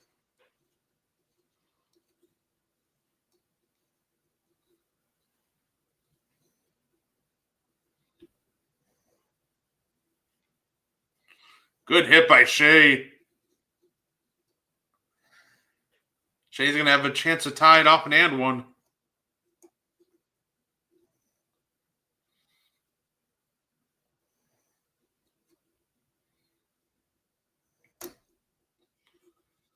Shea is tough. Shea's just an absolutely terrific talent. I'm assuming he's winning MVP this year. That was great defense by Christian Braun.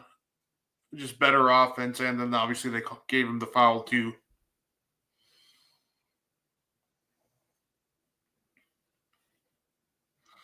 Murray pulling up. Oh, that would have been big. That would have been huge.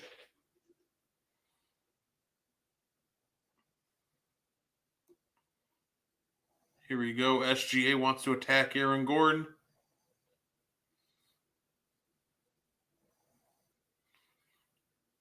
You'll live with that. Even though he hit it, you're going to live with the Dort, little 12-footer.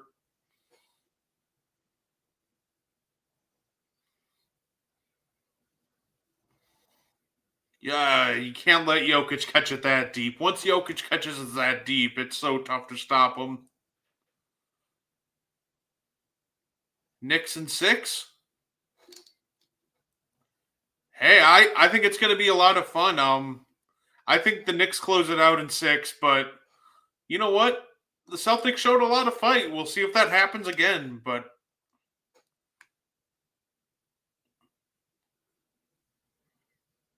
oh, Porter, yuck.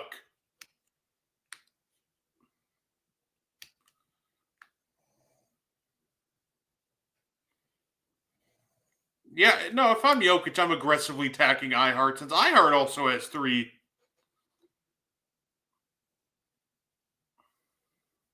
Come on, Murray. Oof. Porter, you got to hit this. Good hit, Porter.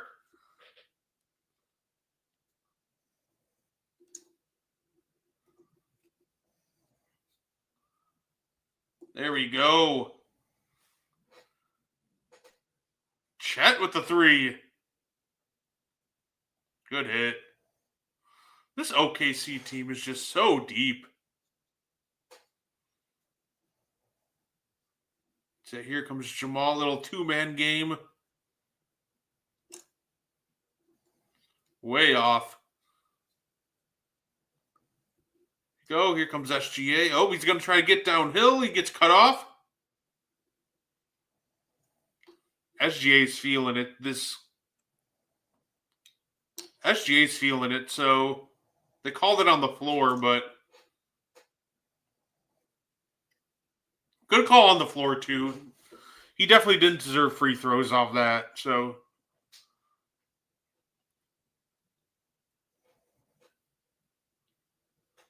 Here we go. Say Caruso is no good. Keep feeding the hot hand. Just feed it to Shea, and he's creating a lot of great looks. Murray Jokic 2-man game. Keep spamming that.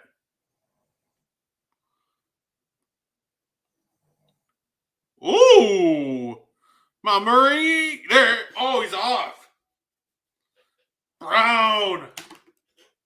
They are an absolute 2-man army. I love to see those two play together. You know, Murray spent part of the year struggling, but 3 on Jamal Murray. I like Christian Braun. I think him moving into the starting lineup, he's an upgrade over KCP. But I think the biggest problem with Denver more so is they're not able to replace Christian Braun now off the bench. Like, they moved him into the starting lineup, but who's soaking up those Christian Braun bench minutes now? But no, I think Braun's had a fantastic season for them. Say, Case and Wallace, Aaron Wiggins. Oh, HGA's getting the quick hook.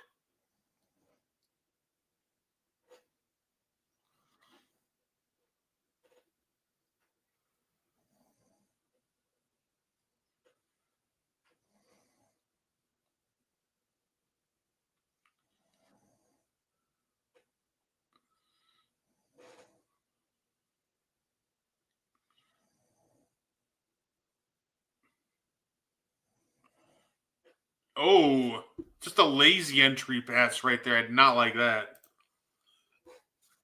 Yeah, absolutely. Because I think Denver. Yeah, no, I think Denver's only like great ball movement by OKC.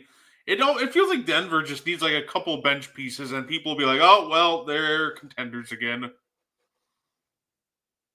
Good hit by MPJ. They needed that.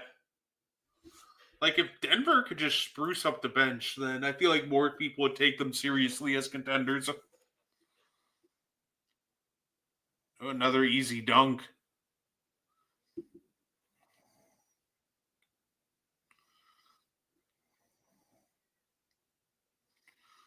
Ooh.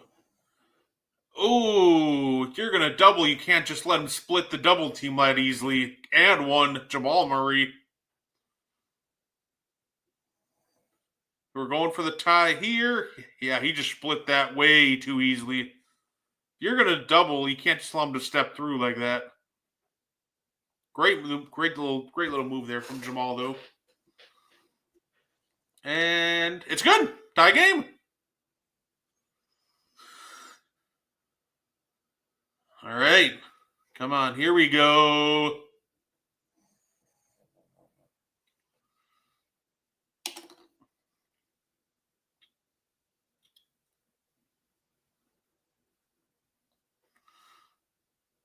iHeart just being a game wrecker to start this quarter.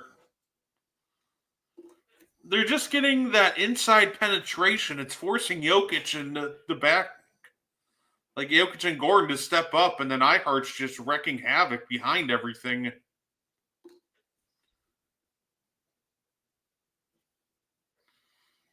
Spin move. Oh, really?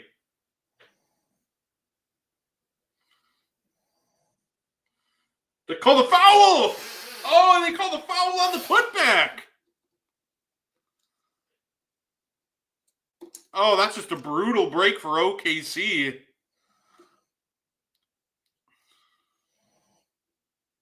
Yep.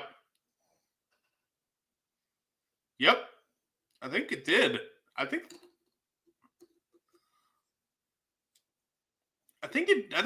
they got him before the shot clock. Oh, wow.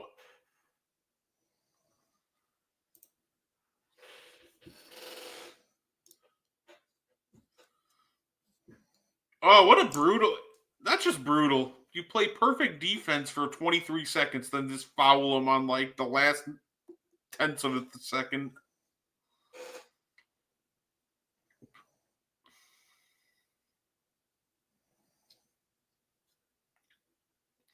Yep. Christian Braun's getting 2.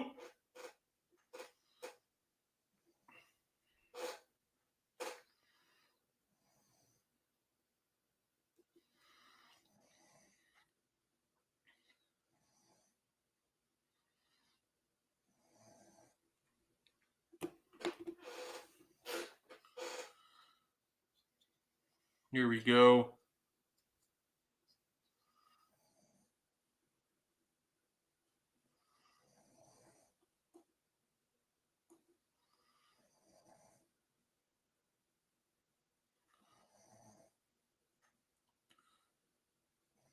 All right. Let's see if Braun can tie this game.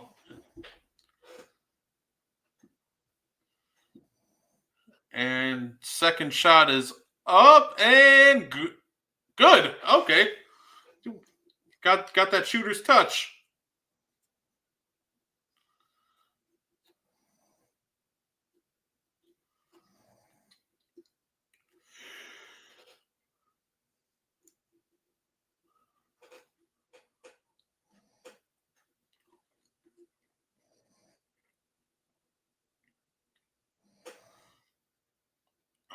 I say if he say iHeart just almost punched that back in anyway. Great defense from Denver.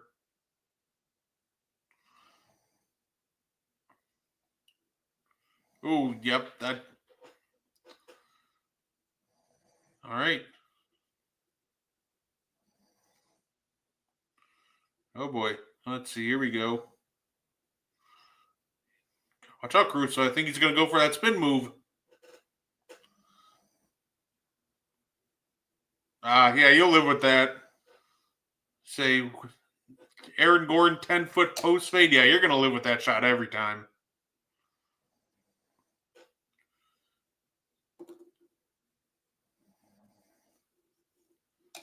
Here we go.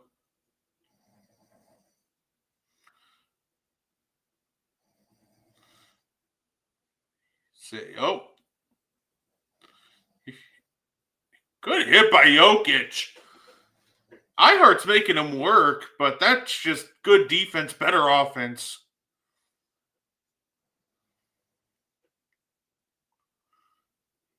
Here we go. iHeart looking for a guard. Aaron Wiggins off. Here we go. I'll say I think OKC's going to have to get Shea back in here.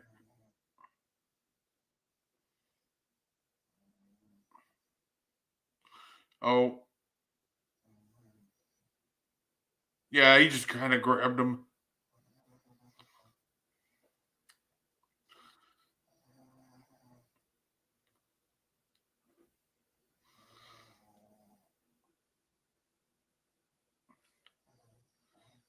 Yeah, no, that honestly though, it's a fine foul by Caruso.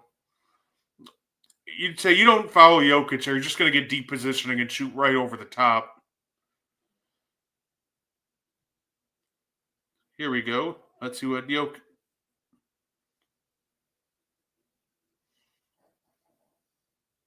Missed the Russ.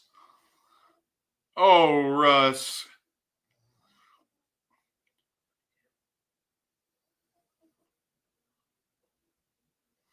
Oh, the lob was off.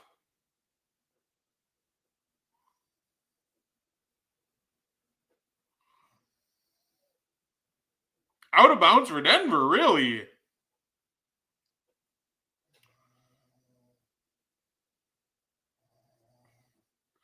All right. Ooh, what a fun sequence that was. And say for anybody just tuning in or watching, welcome. Obviously, I'm doing a watch along to Thunder Nuggets, but I also do like NFL, wrestling. I'm pretty much down for you to ask me anything. Just let's have fun today.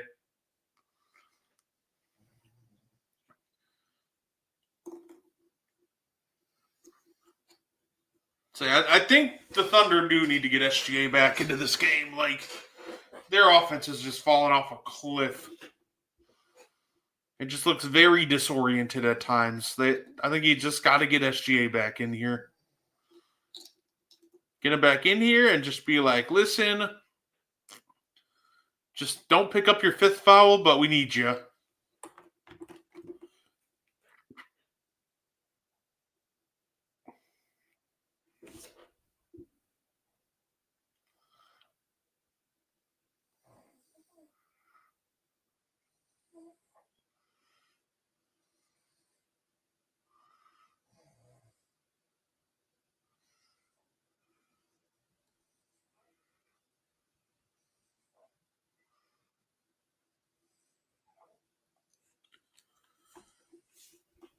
Here we go.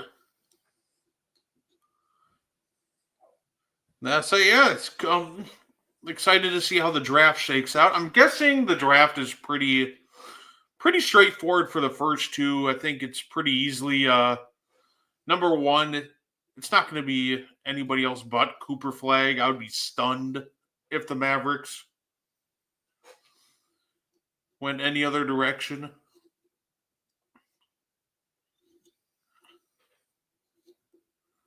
Say number two, it's going to be Dylan Harper. And then I'm guessing at three, I think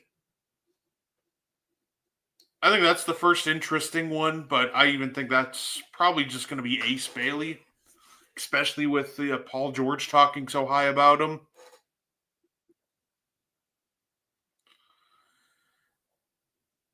Say Tyrese Maxey, Ace Bailey. That'd be a fun duo to watch next year. See whatever Joel Embiid has left in the tank if he's even coming back next year. Of course, with see what Paul George has left. I feel like it's going to be interesting to see what those two have left, really. Season's going to come down to if Paul George and Joel Embiid are anything close to the players they were, before dealing with injuries all year.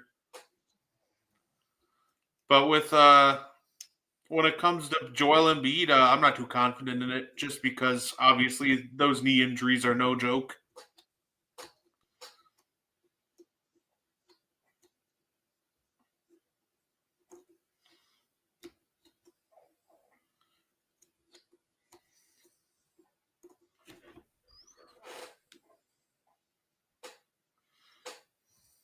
Yep.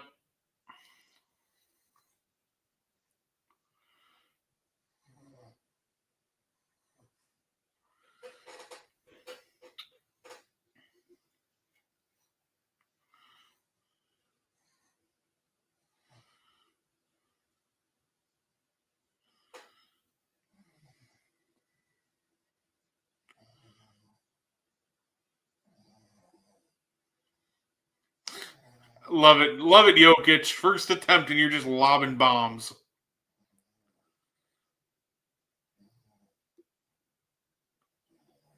Okay. Yeah, J-Dub has not been great trying to score tonight. It looks like this offense tonight's going to go as far as SGA can take them.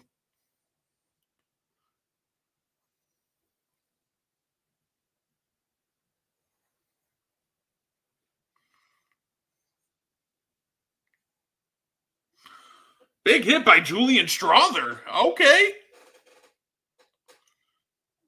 Hand down, man down. Good hit. Dort just went flying.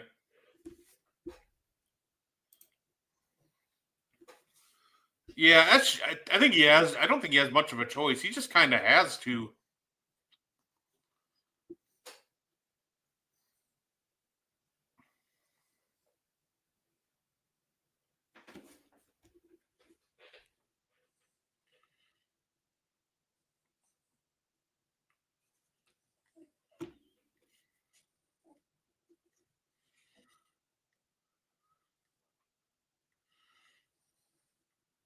Good rebound by Chet, but good defense by Denver.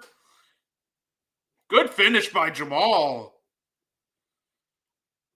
Denver is about to come unglued if...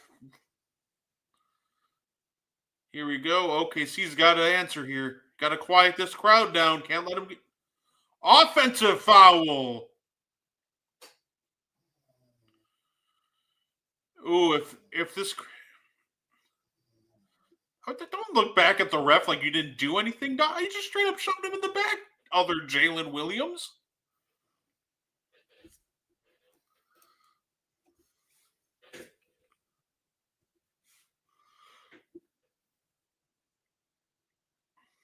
Good. Yeah, that was a great block by Jokic.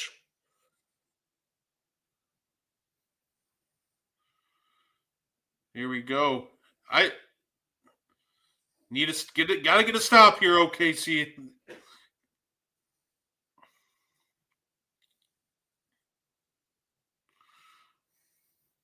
Strawther. I think I almost stroked out there. Julian Strawther with the corner three.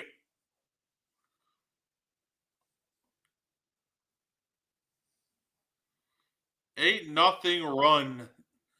This roof is going to blow off the place if Denver gets another one here. Oh, if you look back for Braun, that was an open three. Julian Strawther, take over!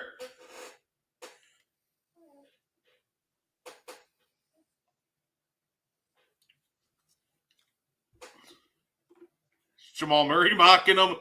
SGA going to the free throw line. Yeah, that.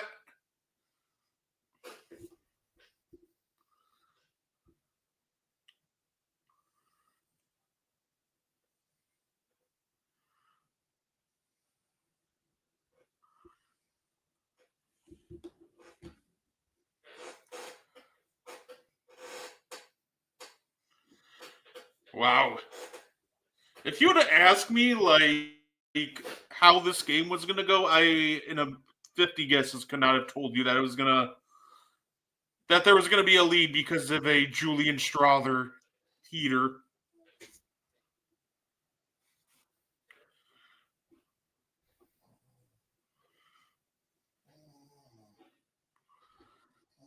All right, here we go.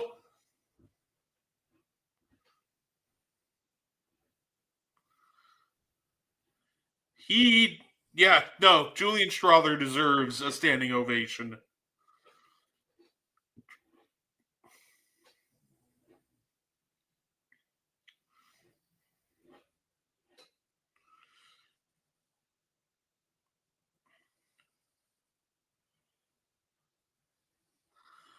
Here we go. 8-point game. We're going into the fourth. Julian Strawther just went on an absolute heater to help build this lead. How does OKC respond?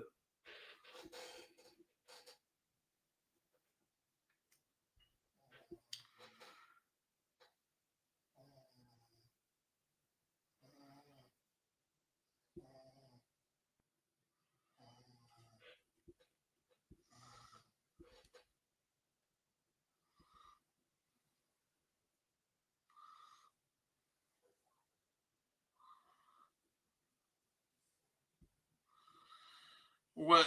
This better not be true. Oh, the report I just got.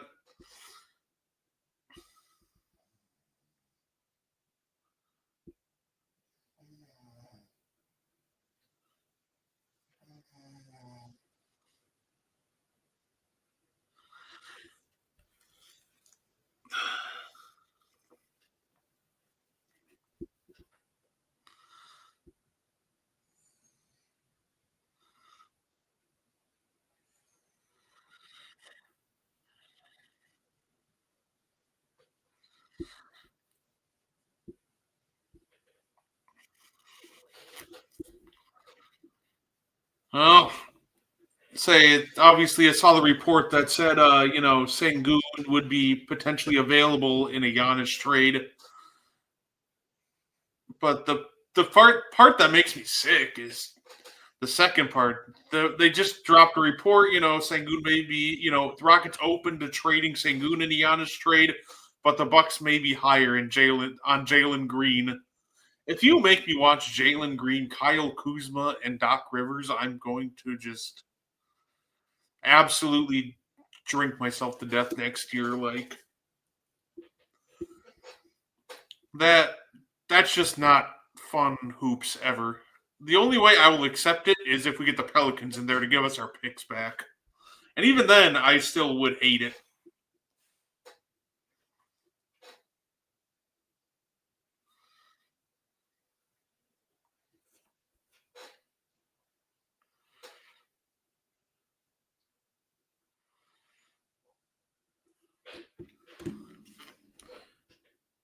Yeah, so you know what? I still don't believe Giannis is going anywhere. I'm not too worried about it, but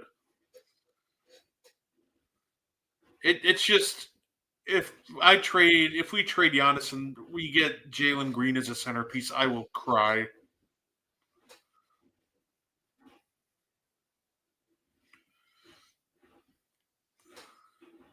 We're almost there. We are almost back.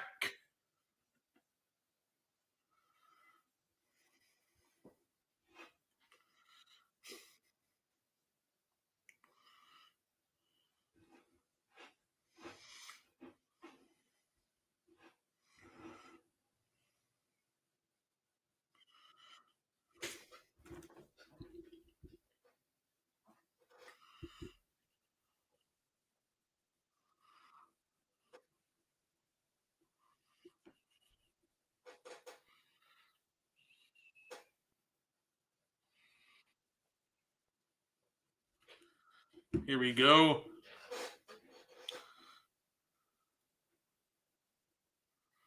Ooh. Ooh, that's way off.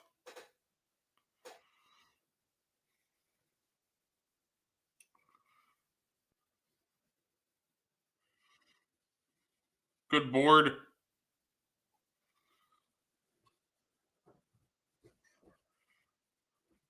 Caruso missed again. All right. Can they... Yeah.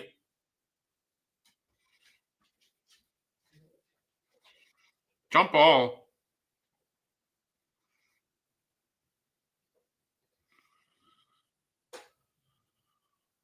Oh, it's a foul on Ihart. I thought they were going to call that a jump. All right.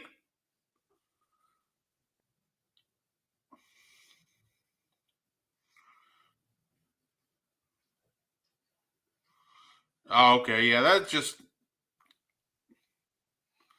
Okay, you know what? That's fair.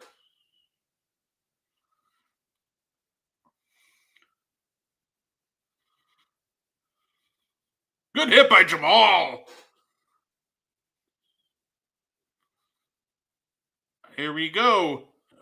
OKC, you better answer quick.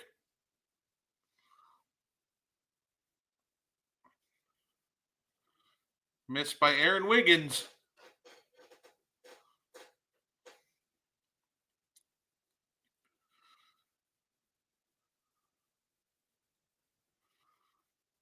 Oh, good look.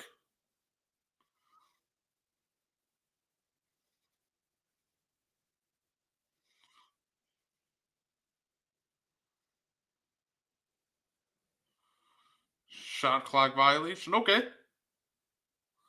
Hey, thanks for the follow. I definitely appreciate it. Thank you.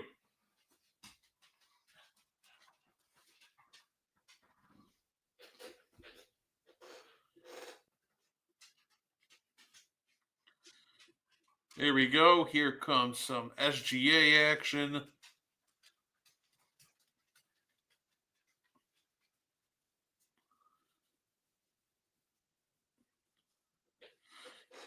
Even if like you can play them even with Jokic on the bench, that would be massive right now.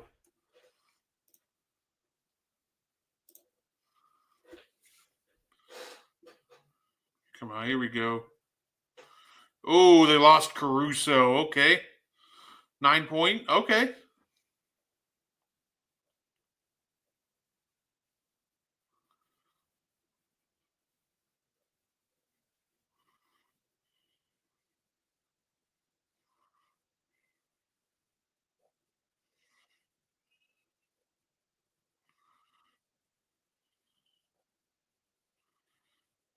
Here you go, Westbrook.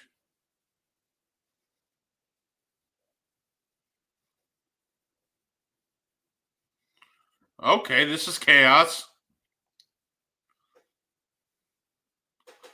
What is even happening right now?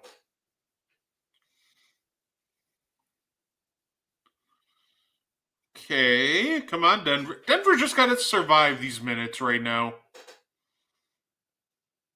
Good. Probably not the matchup I want to exploit.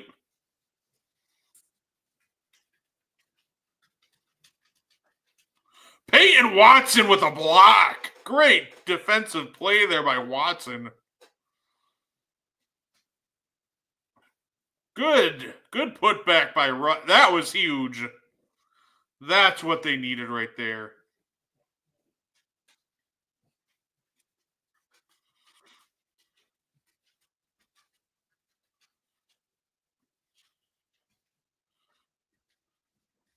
Bad foul by Caruso.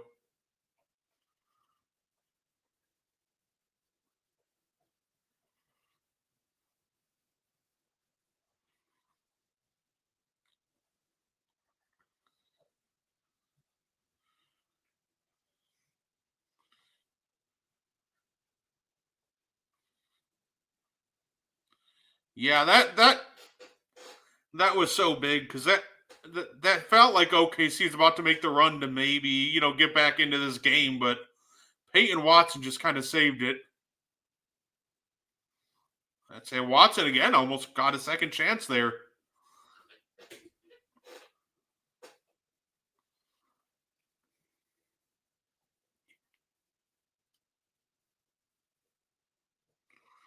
Way off.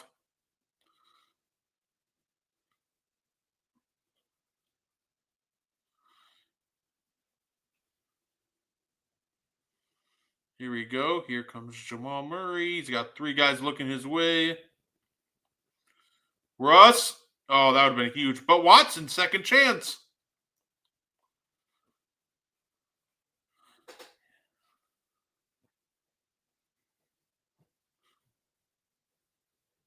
Okay, Julian Strawther going to the line.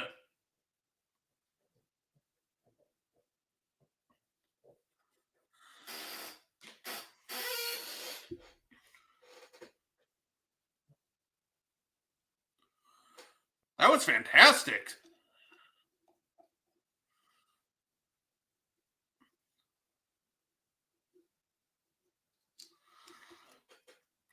Listen, that's all they needed.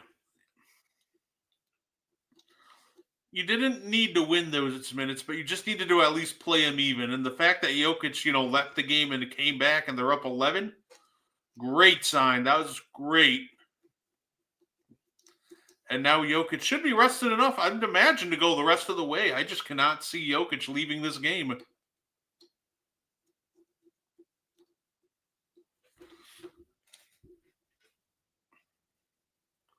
Say,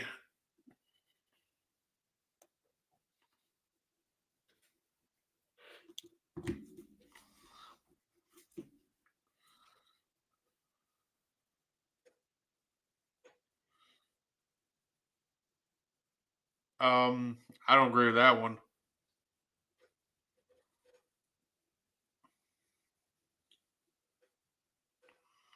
Let's see.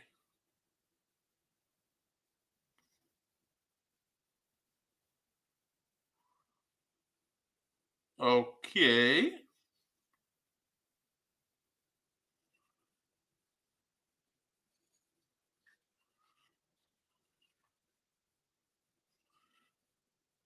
Nope. And now it's Denver ball.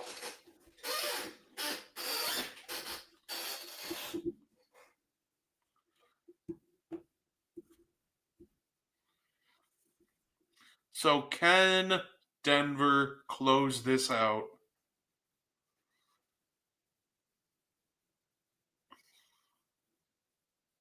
I don't want him shooting a turnaround there, but that was great to handle the pass, but I'm not a fan of that shot. Here we go. SGA step back, pure. So here we go. I'm guessing this is the part of the game where SGA starts really trying to take it to the next level. Foul on Dort. What's up, Mo?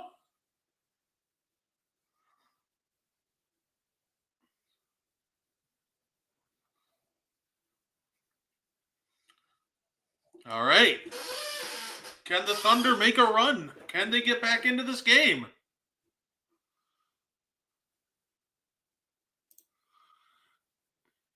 Yeah, absolutely. Just got to stay aggressive here. Say, link together a couple stops. We know they're more than capable of it. I genuinely didn't. Who would have thought that they would have jumped out to this lead because of an 8-0 run by Julian Strother? Like, that still blew me away. I did not expect that. I don't think the Thunder were ready to get, beat to death by Julian Strother to end the third. That was just crazy.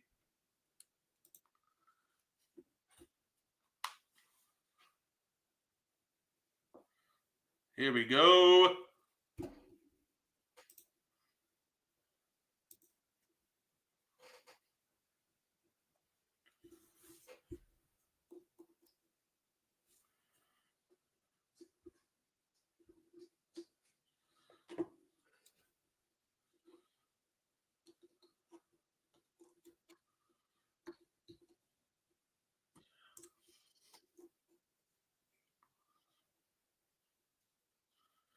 All right, here we go.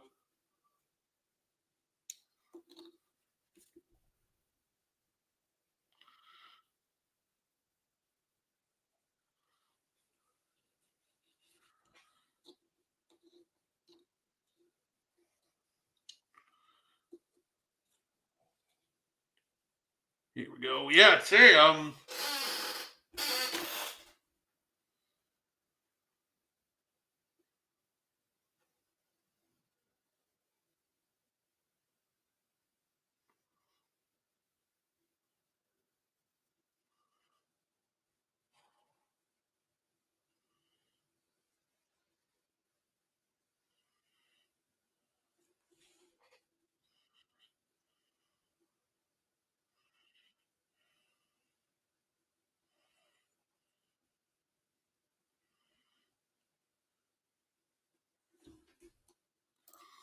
yeah, and that's the beauty of playoff, especially playoff basketball. It's always the unlikely hero that steps up, and it's just fantastic. I love it when that happens.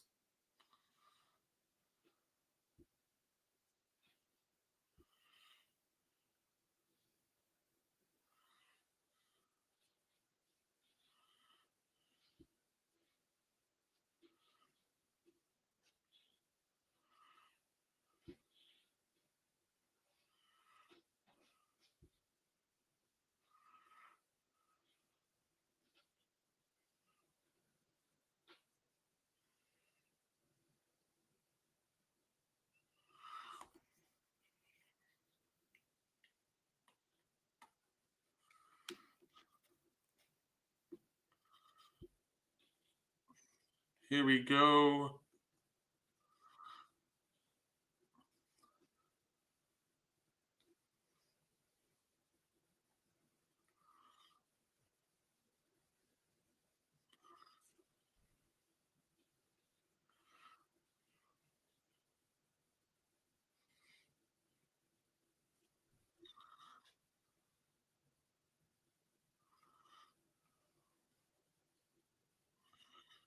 Jokic. Yep. That's the hard part too with them with Strother going off and Watson making plays. Like that bought Jokic extra time on the bench, and I have a feeling now that Denver's probably just going to put this game away.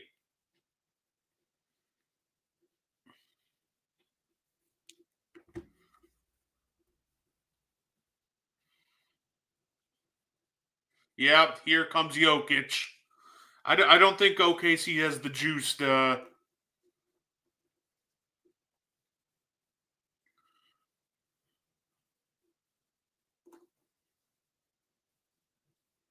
Chet? Nope. Yeah, there's like a lid on the basket right now for OKC.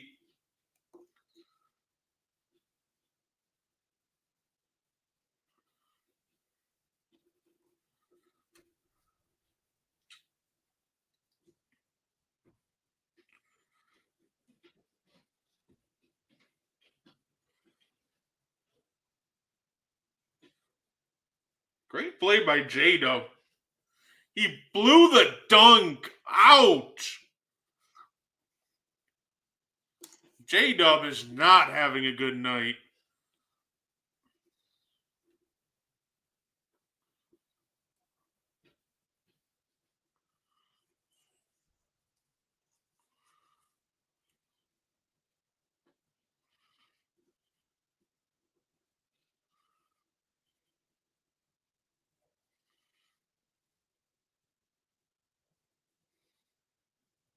Over and back? Okay.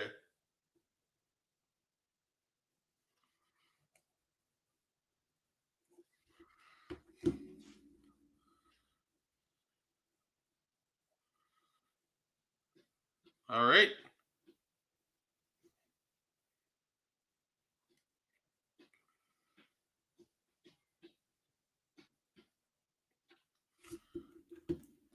Here we go. If OKC is going to come back, they got to really make it stand right here.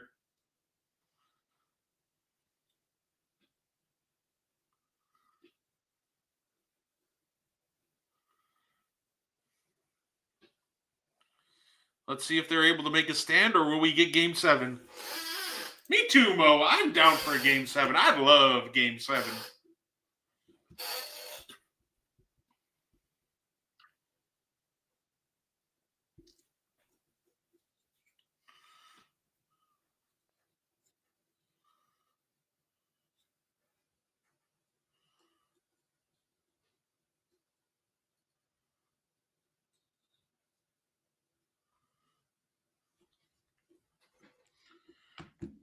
Say,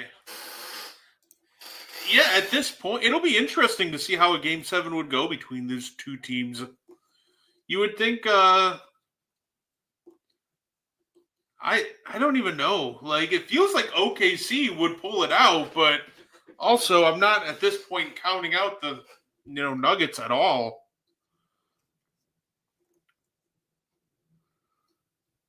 I think the big thing is OKC's just got to be smarter. A lot of the reason why it feels like they're losing today is just a lot of these self-inflicted wounds. Like, they're on a run, then SGA commits a frustration foul, picks up his fourth, leads to Denver getting back into this game. Like, they just got to be smarter, especially like with their aggressiveness. I'm all for aggressive defense, but you just can't be committing a lot of the fouls that they did today. Just come back to bite them.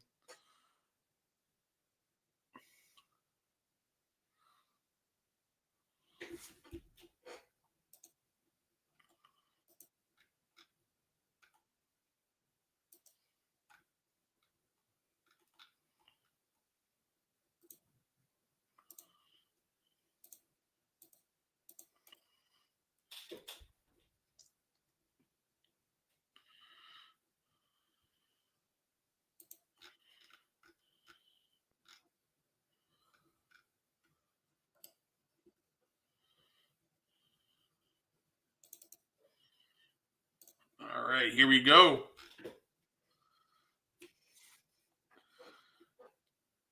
Here we go. Let's see if the Thunder can make a run.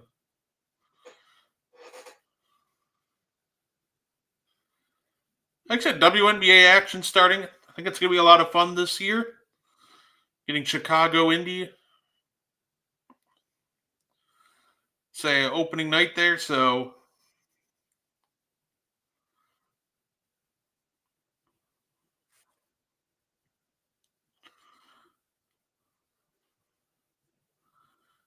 let's see. Thunder need to have a great answer right out of this timeout.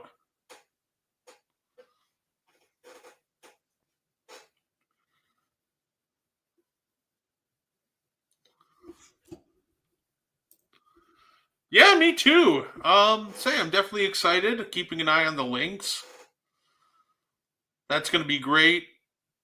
And just trying to keep a pulse on the league in general. The W is growing, and that's great. I say the W just is growing. It's slowly getting up there, and I love to see it.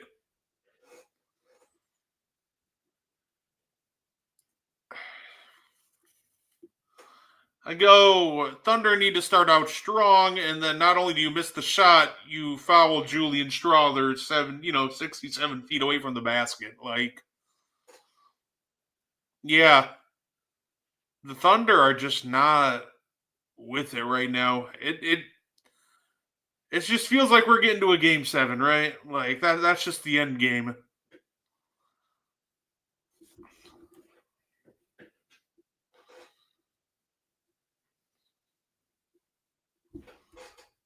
Yeah. Game 7 it is. We should do some watch-alongs for the W. I'm down. Yeah, we'll definitely have to check out the schedule and do some watch-alongs for sure. J-Dub ghosting when it matters. J-Dub playing like he's trying to audition for the Bucks next year, man. Listen, he's got the playoff shooting down. We know the Bucks playoff shooting disappears when it matters, so J-Dub's audition tape is looking like he's going to fit in with Milwaukee just fine. I got to pick on my own team. What fun is having a team if you can't pick on them? Ooh, great pass. Great finish by Brown.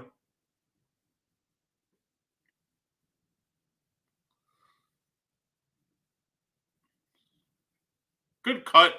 That's open. That's been open all game. iHeart's been feasting. All right, yeah, now it's time to just kind of milk this clock.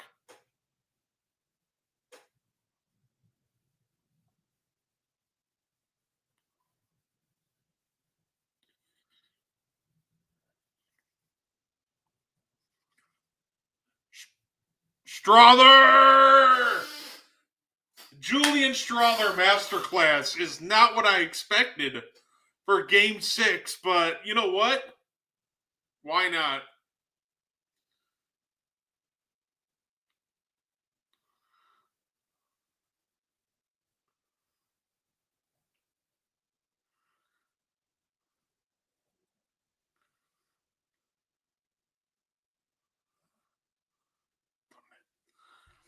Oh, the Thunder getting absolutely walked down by Julian Strawther. This is why I love playoff basketball, man. This is great. I'm so glad I decided to just have fun, do a little watch along to this game. The Julian Strawther masterclass has been so much fun to watch.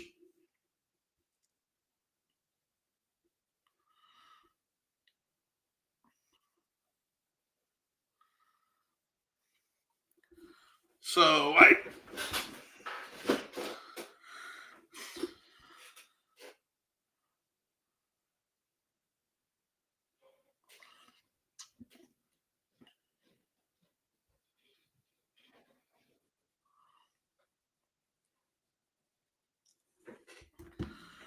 and you know what? Not only do the Denver Nuggets, win this game, the other winner of this game, the Minnesota Timberwolves. Another game for these two teams to beat each other up. Like that's fantastic for them.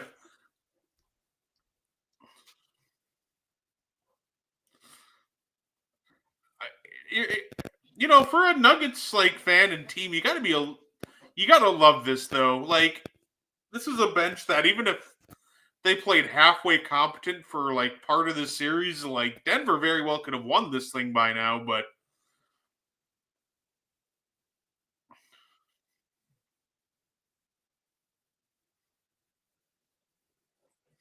if Strasser hit that, that would have been great.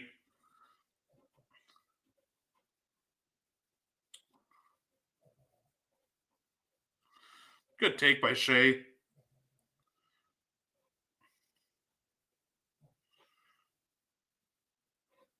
All right, timeout.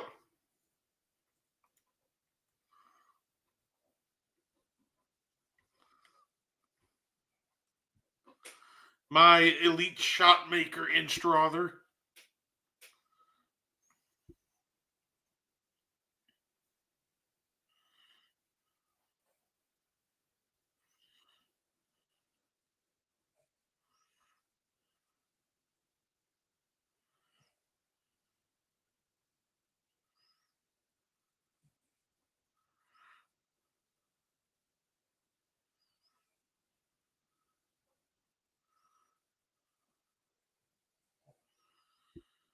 So it looks like we're getting a game 7.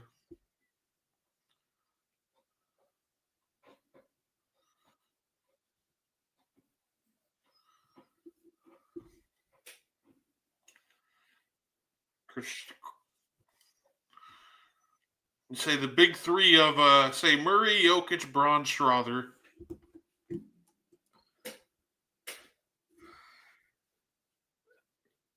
I think it absolutely is, especially if they lose this series. Like you've already ran this experiment for multiple years now.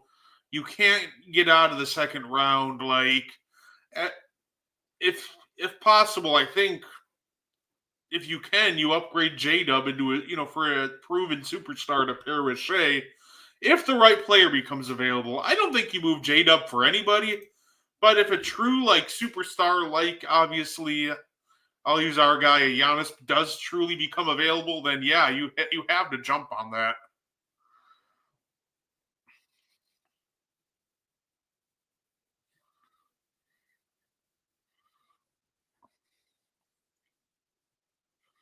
There we go. Good job. Now just spam 2-man game the rest of the way. Oh,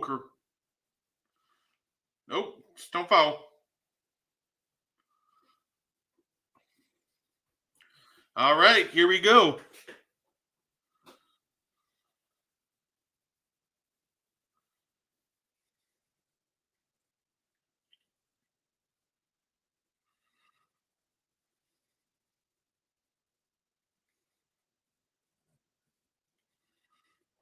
Wait a minute. Denver. This is literally the one thing you can't do is turn the ball over. There we go. Just hold it. I don't care. There we go.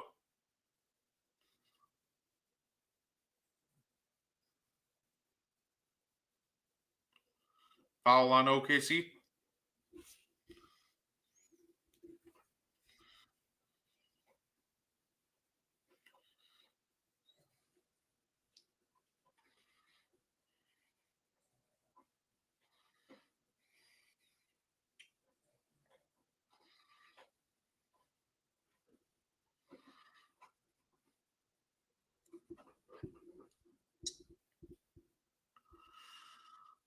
Oh.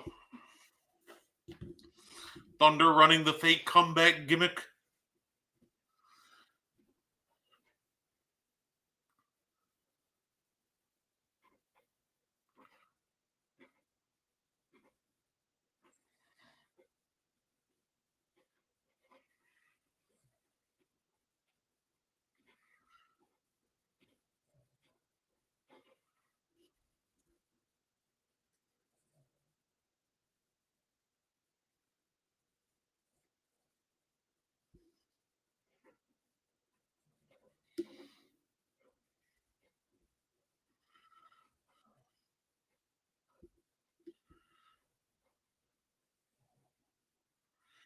Good take by Chet. Good take.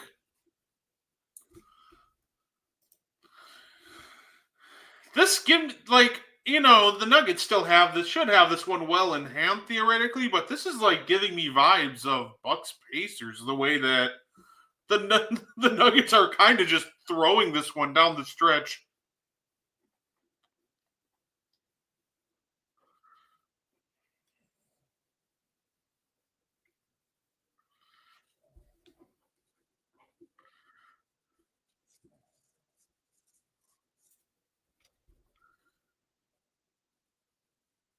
Oh, wow.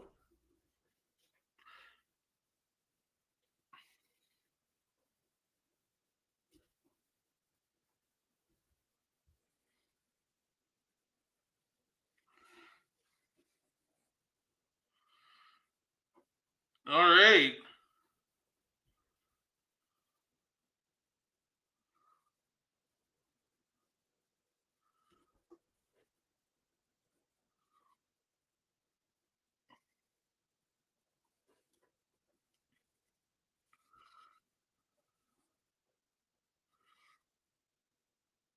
Good take by Russ. Slow it down a little bit.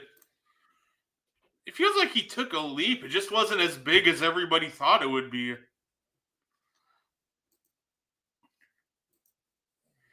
Yeah, that's just a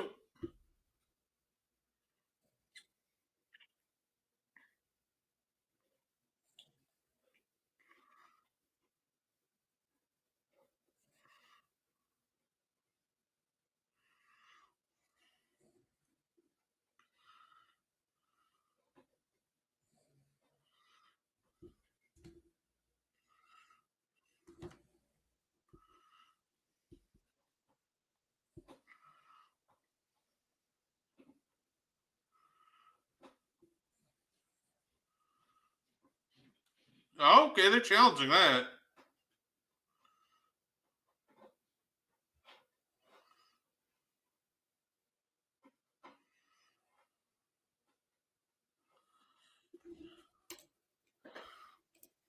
Yeah, if this ends up being like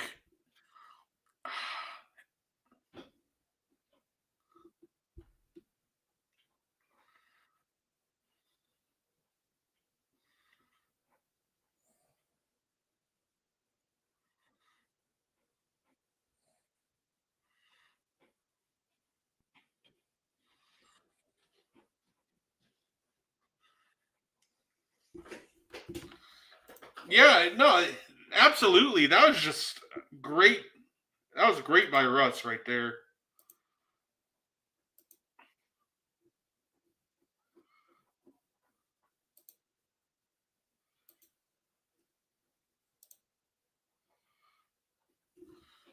So here we go. Unsuccessful, so they're going to the line for two.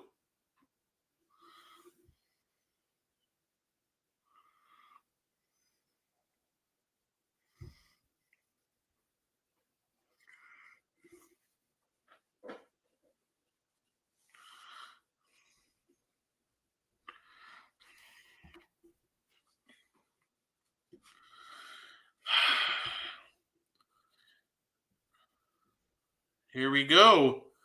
Well, who do you guys favor in this game 7?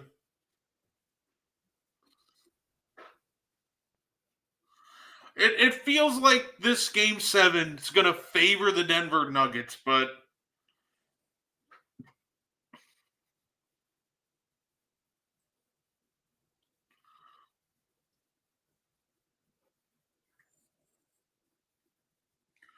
good hit by Caruso.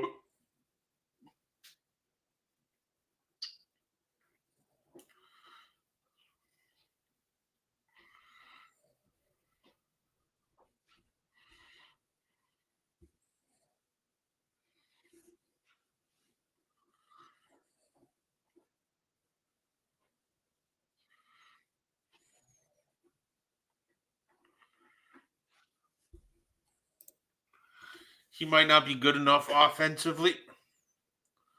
He's not like a consistent enough shooter. Like, And even, yeah, no, he really, he's weird. Like,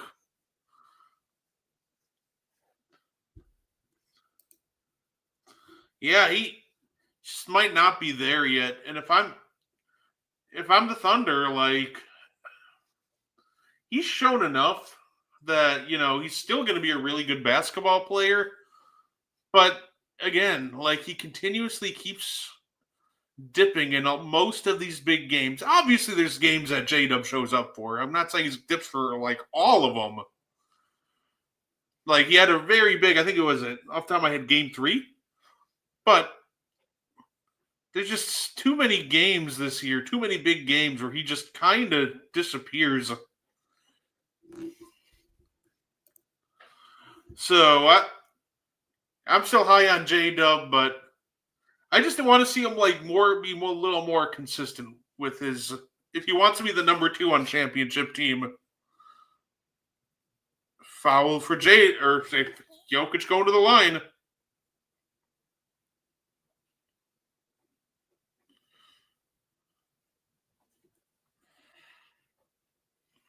They definitely weren't. They were just trying to trap him, but.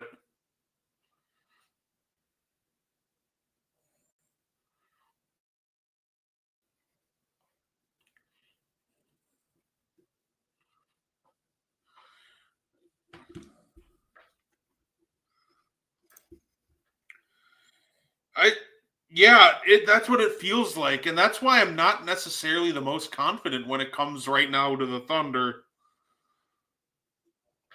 I really think it's going to end up coming down to J-Dub. Can he step up? Is he going to bring it in this big game?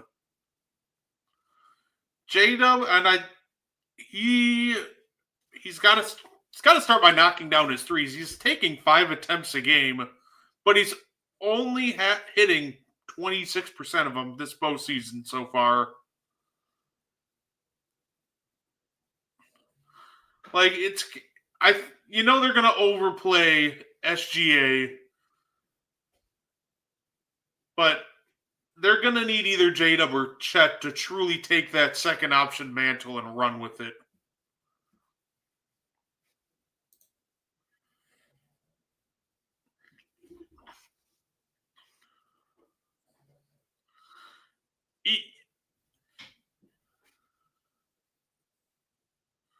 It feels, it's funny because it feels all the pressure's on OKC, right? Like, what happens if Denver loses? Denver's a team where I don't think a lot of people expected them to make it to the Western Conference Finals because they were not deep after Jokic for the most part. OKC's a team where, everybody thought Celtics Thunder for the finals. So it feels like relative to expectations, like OKC has all the pressure in the world on them.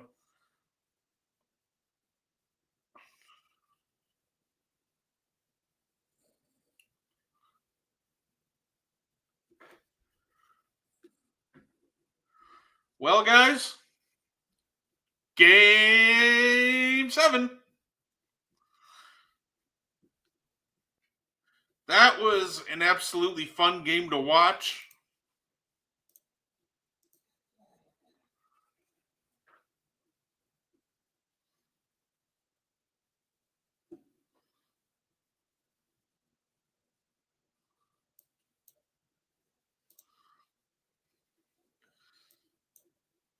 Wow. Absolutely terrific terrific win right there for the Denver Nuggets. Just when they needed it the most, they had guys like, Julian Strawther that stepped up. Jamal Murray, great game. Christian Braun stepped up. For the Thunder, Game 7, you're going to need J-Dub, Chet. Then you're also going to need Case and Wallace. You're going to need those guys to also step up. Yeah, listen. I'm excited to see where the offseason takes us. It's going to be a lot of fun. So, yeah, let's say that was our watch along. So definitely appreciate it. You know, I hope you guys had fun. Definitely always love seeing activity in the chat. You know, Mo, Andre, Kyle. Definitely appreciate all you guys. Damien. So I will see you. You know, we'll be right back here next Thursday. You can catch me tomorrow on the morning show. You can catch me next Tuesday on the Meaty Boys. You can catch me all over. So, but at the end of the day, I appreciate everybody who tunes in, and I hope you guys enjoy the rest of your night. Thank you for tuning in to the And One podcast. If you like our content, you can find more on the Wire to Wire Podcast Network on YouTube, Facebook, and Spotify.